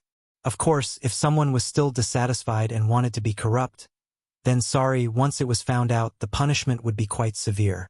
There were already clear rules that anyone who was found to be corrupt over 10,000 taels of silver would be killed without mercy. No matter what kind of achievements they had in the past, the result would be the same. The Duke of Loyalty said that merits couldn't offset demerits. After all, they didn't have to worry about food and drink, and even arranged for their old age. If they were still dissatisfied, then they deserved to be killed. Back to the main topic, He Guang was one of the people who envied Hong Jin in private. Not only did he envy Hong Jin's ability to lead troops and become a true general, but he also envied Hong Jin's treatment. For example, he was the vice captain of the King's Guards and could be considered a fourth-rank general. However, in reality, his monthly salary was only 80 taels of silver, which was less than 1,000 taels of silver a year. Although it wasn't a problem to support a family, it was just a casual life. He didn't have the ability to do anything else, and even if he wanted to be more comfortable, he couldn't do it. Now that his role model was in front of him, and his treatment was 100 times better than his own, and his power was also much greater. At this moment, it was impossible to say that he wasn't moved at all. Although he wasn't a greedy person, or else Yunk wouldn't have talked to him in this way, who would refuse a better life? At this moment, He Guang became a lot more silent and had a hesitant appearance. General, he doesn't need to answer so early. How about this? You can go back first and think about it carefully. If the front lines are really defeated and you are sent out as a general, then it won't be too late to make a decision at that time. Yunk didn't seem to be in a hurry to force He Guang to answer, and instead said very generously, "Let me go." He Guang was also shocked at this moment. He didn't agree to anything, and on the contrary, he knew about Yunk's existence. Wasn't the other party afraid that he would sell him out and come back with troops to capture him? As if he saw through He Guang's thoughts, Yunk laughed and said, "General, he is a smart person. How can you do something stupid? Besides, even if you really hand me over to your king, what benefits will you get? There is still Maud above you, so you won't be able to stand out. On the other hand, if you sell me out, will the loyal guild forgive you? You have to know that we have a lot of these guns in the mercenary army. If we casually use one on someone, I guarantee that you will be completely dead, and no one will even know who did it." After tempting and threatening, Yunk waved his hand. "Okay, General, he can leave." "I'm really leaving." Slowly standing up, He Guang decided to leave first. There were some things that he needed to think about carefully. Standing up, He Guang prepared to leave with large strides. But Yunk's voice suddenly sounded behind him. "Wait. Sure enough, he still isn't going to let me go?" He Guang sighed and slowly turned around. "Take your sword with you. Also, don't look like you have lost your soul. Anyone who sees you will have doubts." Yunk pointed at the sword on the ground and said very casually. He Guang's heart that had been raised up finally calmed down. He picked up the sword and bowed, then turned around and left. He Guang really left, leaving behind State Teacher Long Qi, who asked with lingering fear, "Special Envoy Yun, he really won't tell on us? Why don't we leave now?" State Teacher, don't worry. As long as he isn't stupid, he won't tell on us. There is no need for us to leave. Does state teacher really think that I am the only one who came to Wanxiang City? Yunk laughed very confidently.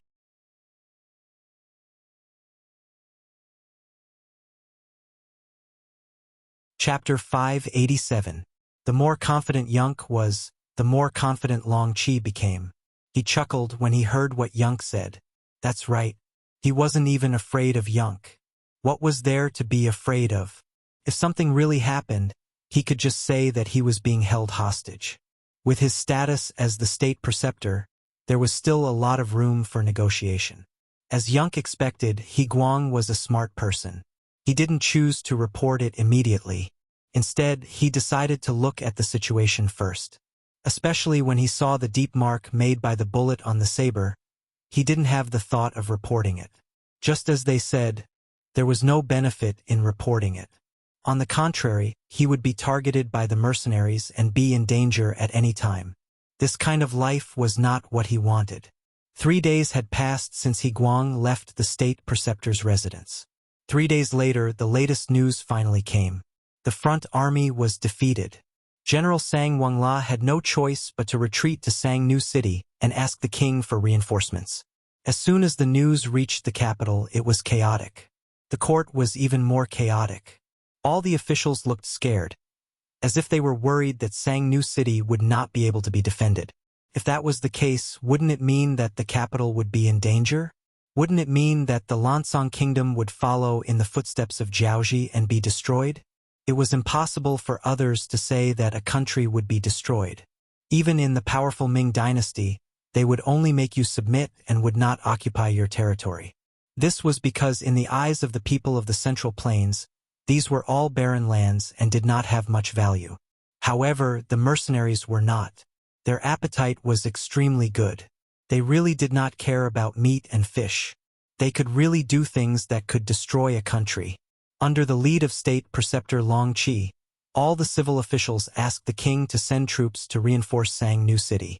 Looking at the same scene below, King Piasai felt a headache coming on.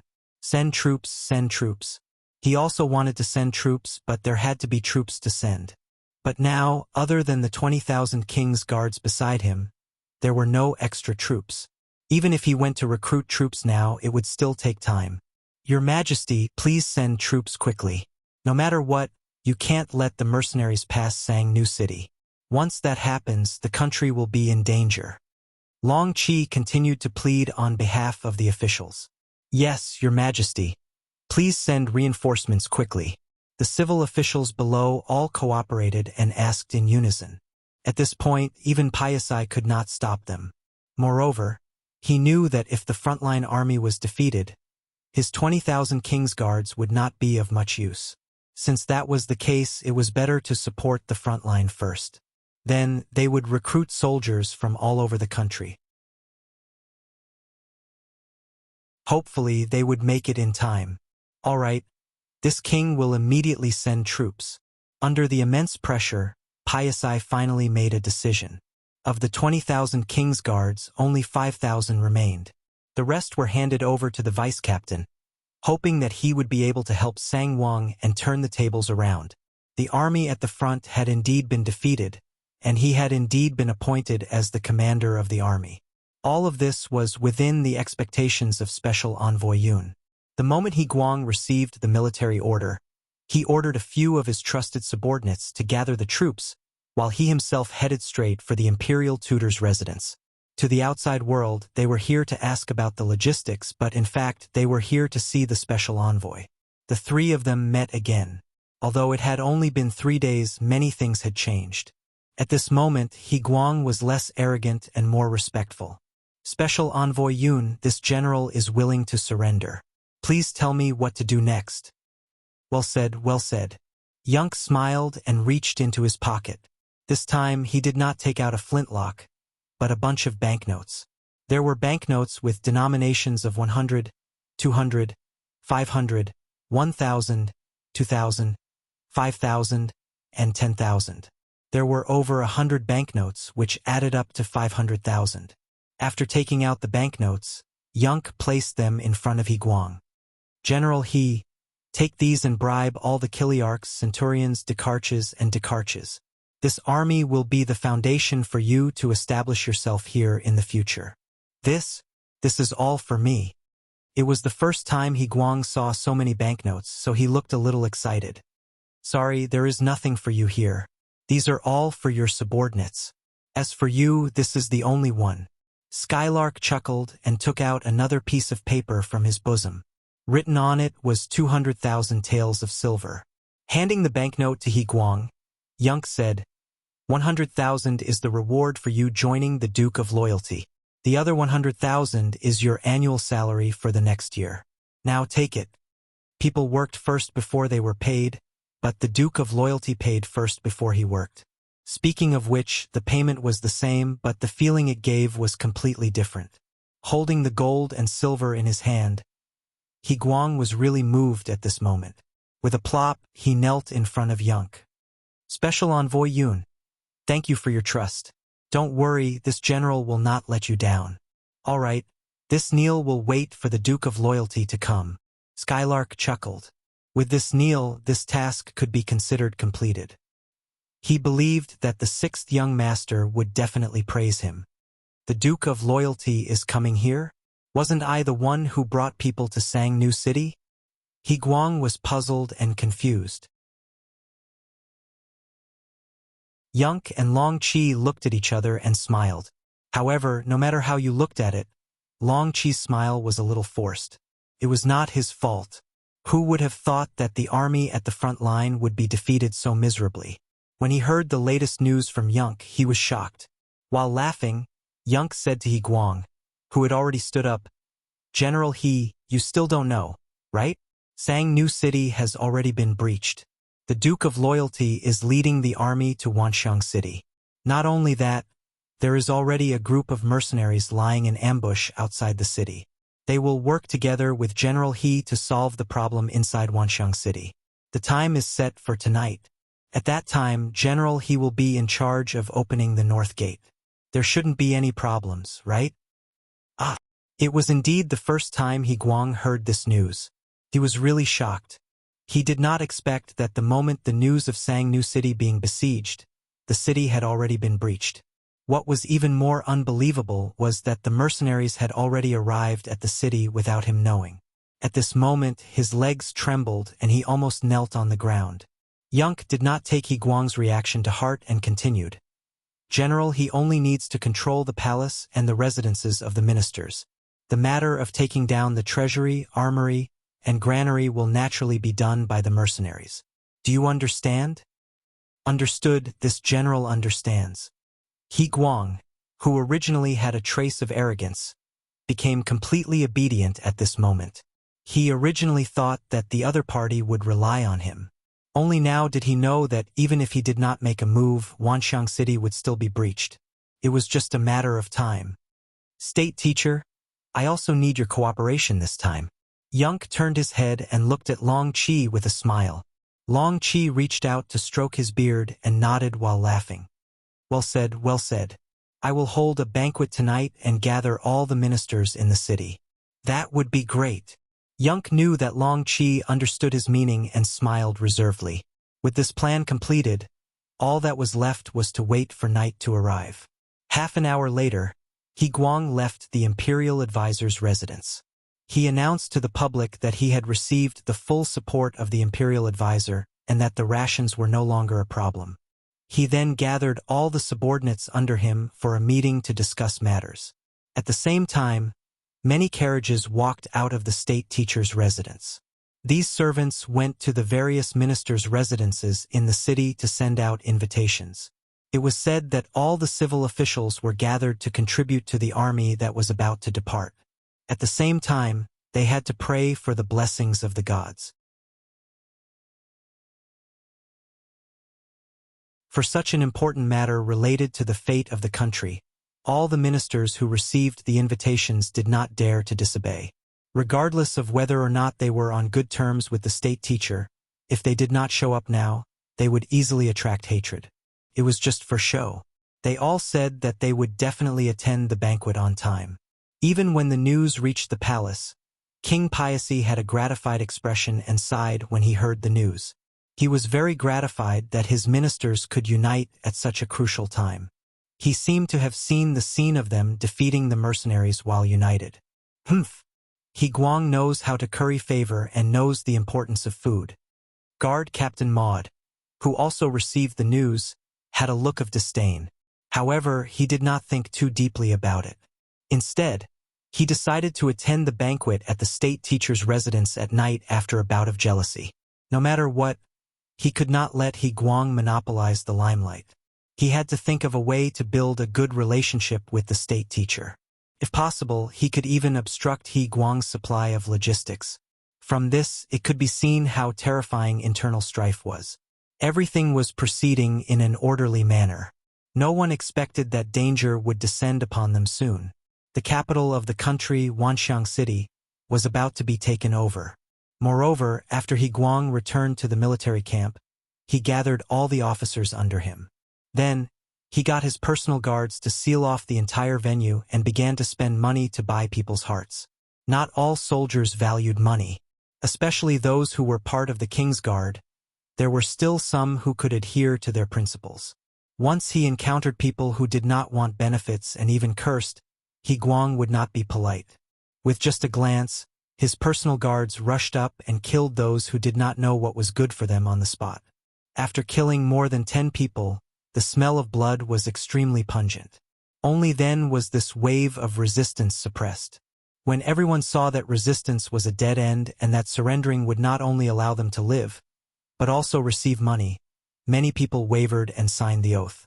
Once they signed, it would be difficult for them to go back on their words. He Guang had said that he would announce this agreement to the world later. If anyone still had second thoughts, they would be in trouble and might even be assassinated by the mercenaries in the future.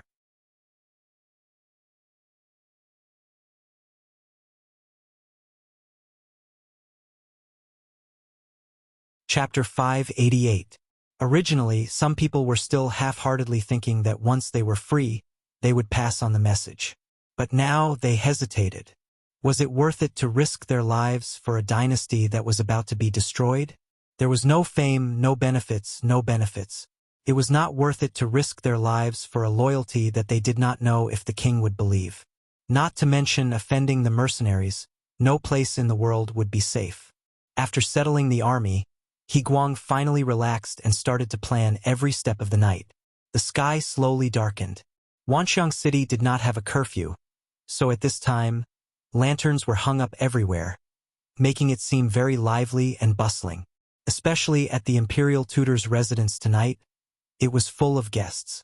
Carriages arrived one after another, and the sound of greetings could be heard.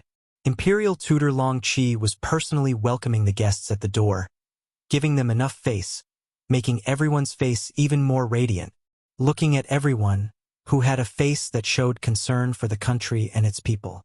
After waiting for more than 2 hours and not seeing any guests, Long Qi patted his back and said to the housekeeper behind him with a tired look, "You can close the door now.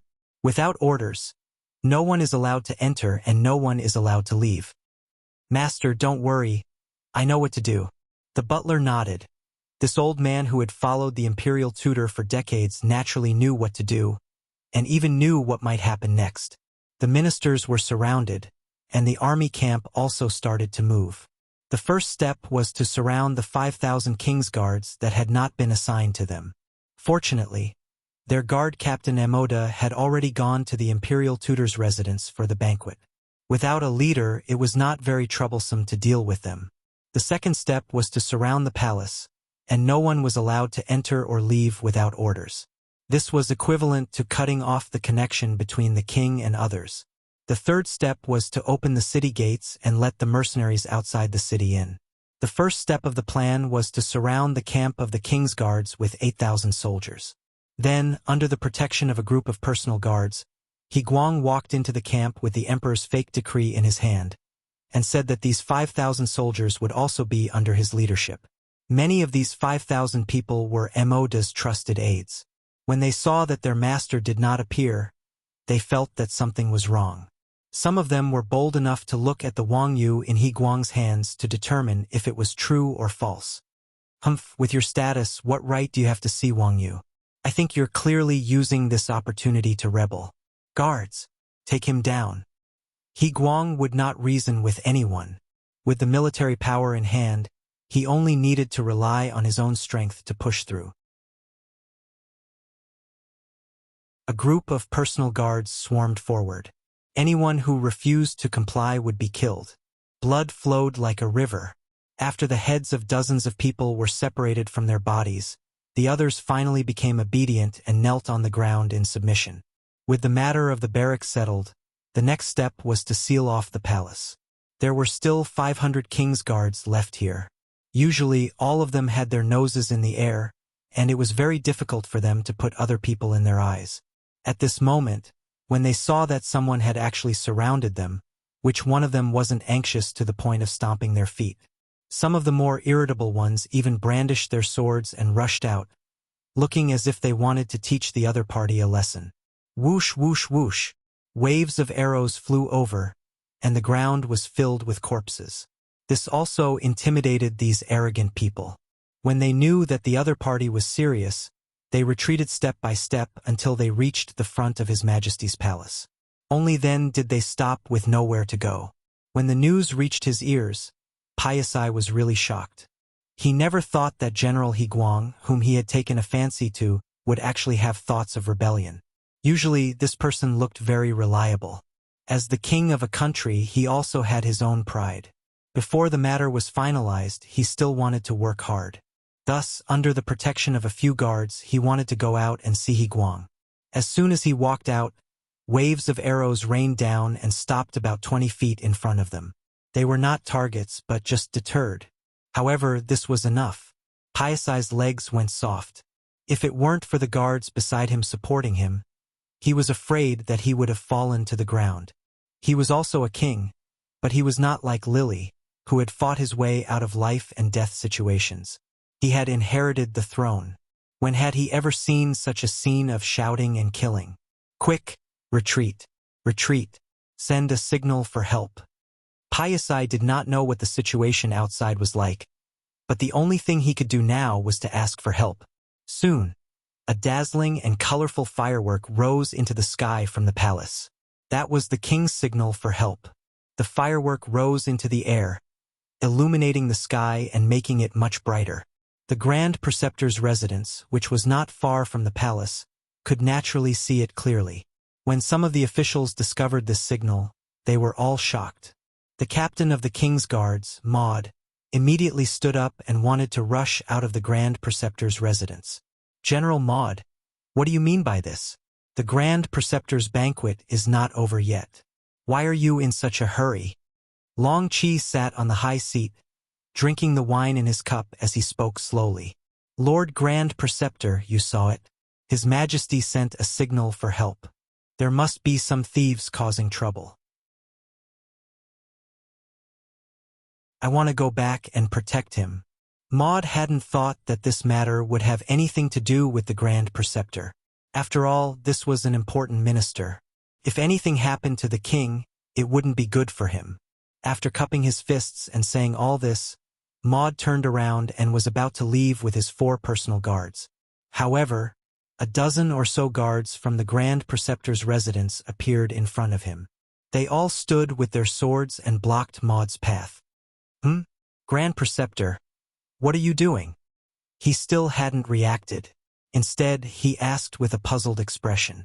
From this point of view, this Maud had indeed relied on his connections to get to the top. His ability to adapt was too weak. He was no different from an idiot. Without directly answering Maud's question, Long Qi only looked up at the sky, then smiled and said, "The Grand Preceptor doesn't think that's a signal for help. It must be a child's trick." What? How is that possible? This time, there was no need for Maud to say anything. The other ministers all looked at Long Qi with bewildered gazes. Anyone could tell how intense the firework explosion was. Other than the royal family, no one else could use it. Even if they had money, they couldn't buy it. However, the Grand Preceptor said that it was a child's trick. What did he mean by that? Some of the quick-witted people's expressions changed drastically. They thought to themselves, could it be that the Grand Preceptor was going to rebel? Could it be that he wanted to take the opportunity to rise to the top, or had he already joined the mercenaries? If it was the former, it would be better. No matter what, they were still ministers. Whoever became the emperor would need the help of their ministers. Just by being able to come to the Grand Preceptor's residence today, their status in the future would not be too low. But what if it was the latter? Once the mercenaries took control of this place, what else could they do? That was not changing the royal family, but changing the dynasty. A great purge was unavoidable. Could they still be as high and mighty as before? More and more people thought of what might happen, and more people looked at Long Qi with a different gaze. At this moment, Maud finally understood.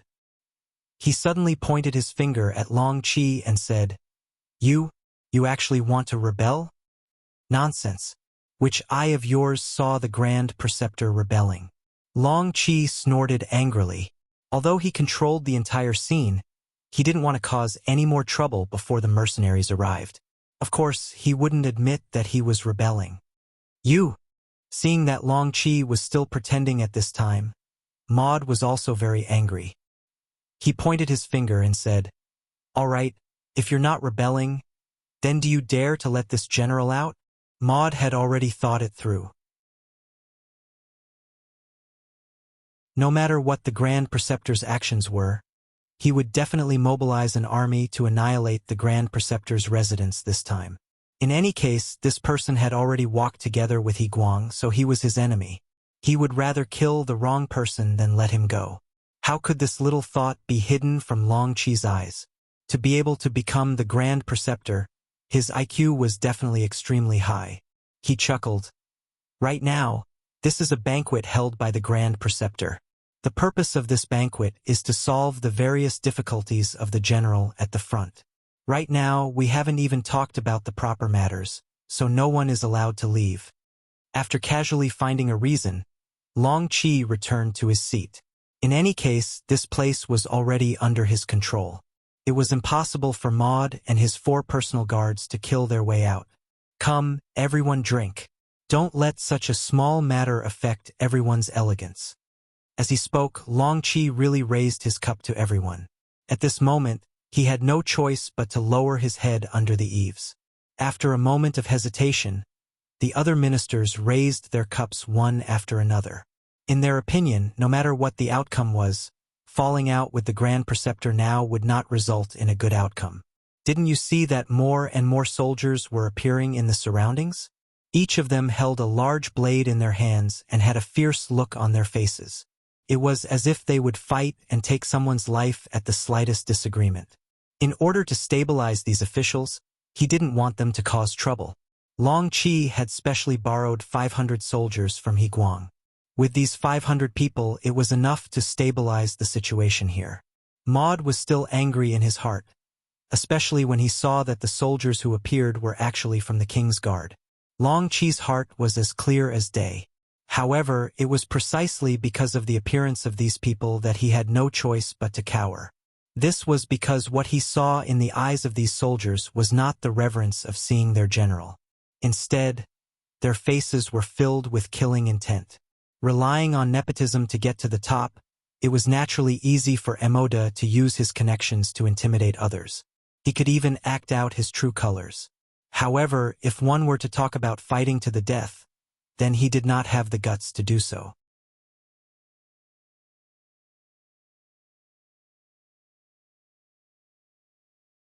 Chapter 589. In the end, Maud obediently returned to his seat and sat down. Since even he lowered his head, the other ministers did not dare to provoke him.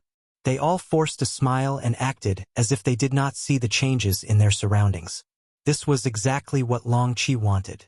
He chuckled and continued to chat with everyone, but he did not mention anything about the issue of providing security for the soldiers. Fortunately, everyone could see that this was to imprison them.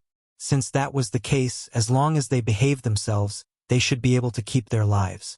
At the North City Gate, the torches outside circled 3 times and the torches on the city tower circled twice before the gates opened. The 3 regiments of the Lung Fong battalion suddenly appeared like ghosts in the night and entered the city through the open city gate. With a high-speed bicycle, Wu Shang brought the 3 regiments to the outskirts of Wanxiang City in the morning. They even had a chance to catch up on sleep and eat before entering the city energetically. The 3 regiments of more than 1,000 soldiers were like a silent giant dragon. Other than the sound of their orderly footsteps, there was no other movement. Just this aura alone was enough to scare many of the Lansong soldiers. As they walked, the 3 regiments divided their soldiers. For example, they left a platoon of soldiers behind at the East City Gate that they were allowed to enter. The creed of the Lung Feng Battalion was that they could trust their officers and comrades, but they would not easily trust others. For places like the city gate that could be attacked or retreated, it was better to leave their own people behind to make them feel more at ease. Political Commissar Chun, I will have to trouble you to make a trip to the Grand Tutor's residence and settle the matters there. 3rd Battalion Commander, you are in charge of taking over the treasury, armory, and granary in the city. There must not be any accidents. Wu Shang walked forward with large strides while giving orders to the political commissar and 2nd Battalion Commander Chan Bo and 3rd Battalion Commander Chang Chun. This was originally a plan that had been discussed outside the city. The 2 battalion commanders naturally agreed and nodded before starting their own operations. As the regiment commander, Wu Shang led his men straight to the palace. The moment they entered the city, the agents of the security bureau rushed over to lead the way. As long as the target was pointed out, there would not be any mistakes. In the king's bedroom deep in the palace, Piasai was pacing back and forth anxiously.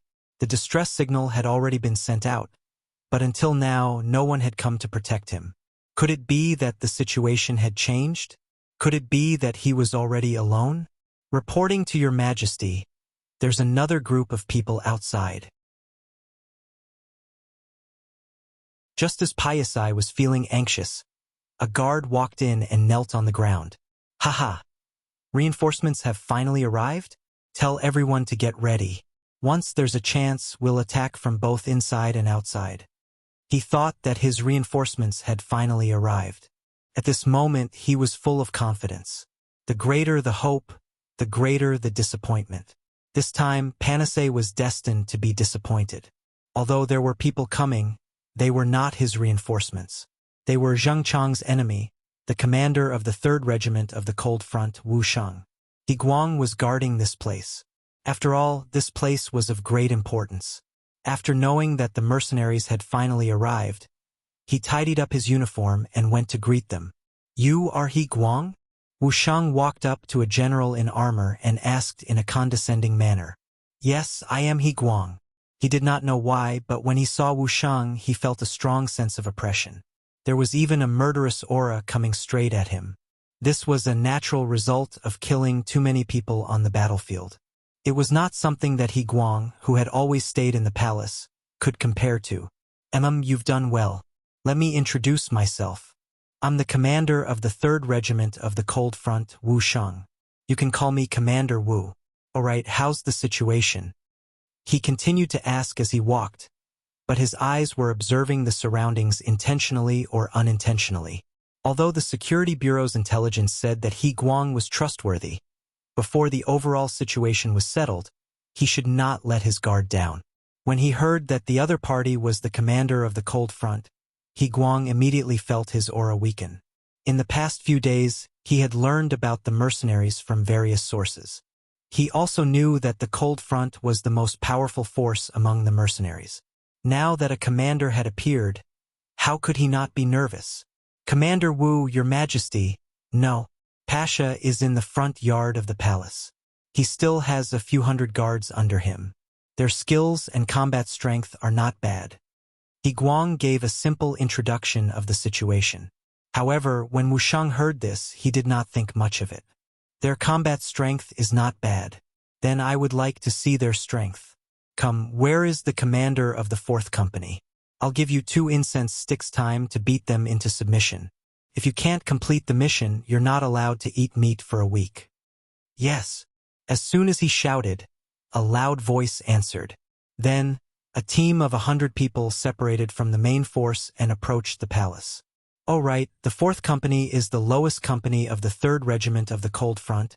It's not the strongest. Wu Shang said casually when he saw the fourth company respond. This was a low-key show-off. However, He Guang still could not understand the meaning of this sentence.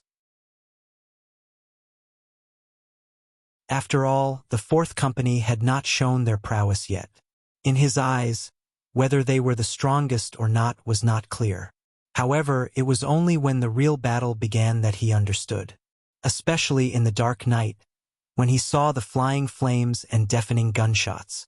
Most importantly, the scene of people falling to the ground in the depths of the palace shocked him completely. With He Guang's strength, it would not be too difficult for him to eliminate these 500 people, but it would not be so easy. How was this a battle? It was a massacre. Every time a gunshot rang out, there would always be people falling to the ground. It was as if a spell had been cast on them. It was incomparably accurate. Although it was said to take 2 incense sticks time, in just 1 incense stick's time, the king's bedroom was hung with a white flag. There was no other way. In just a short while, more than 200 people had died. They did not even see the enemy's appearance. How were they going to fight this battle? This was clearly not a battle, but a waiting for death. He Guang's face was filled with shock. He wondered what would happen if he were to be the one leading the army. Wu Shang had said that this wasn't their strongest attack. Wu Shang had said that this wasn't their strongest attack. He Guang's face was filled with shock. He wondered what would happen if he were the one leading the army. It seemed that no matter how he thought about it, he could not change the outcome of being slaughtered. He Guang's expression changed drastically. All of this was seen by Wu Shang from the corner of his eyes. He could not help but laugh. He had already learned from the security bureau that this He Guang would become a general like Hong Jin. If he did not beat him up once and for all and subdue him, it was inevitable that some unexpected problems would occur in the future. Presumably, after experiencing what happened today, He Guang would have to think carefully about any thoughts he had. The white flag was hung high, and the gunshots stopped. Then, King Piasai walked out under the protection of a group of guards. Let's go. Let's welcome the surrendered king. This is not the first time we welcome a surrendered king. Of course, it won't be the last. Wu Shang's heroic voice rang in everyone's ears.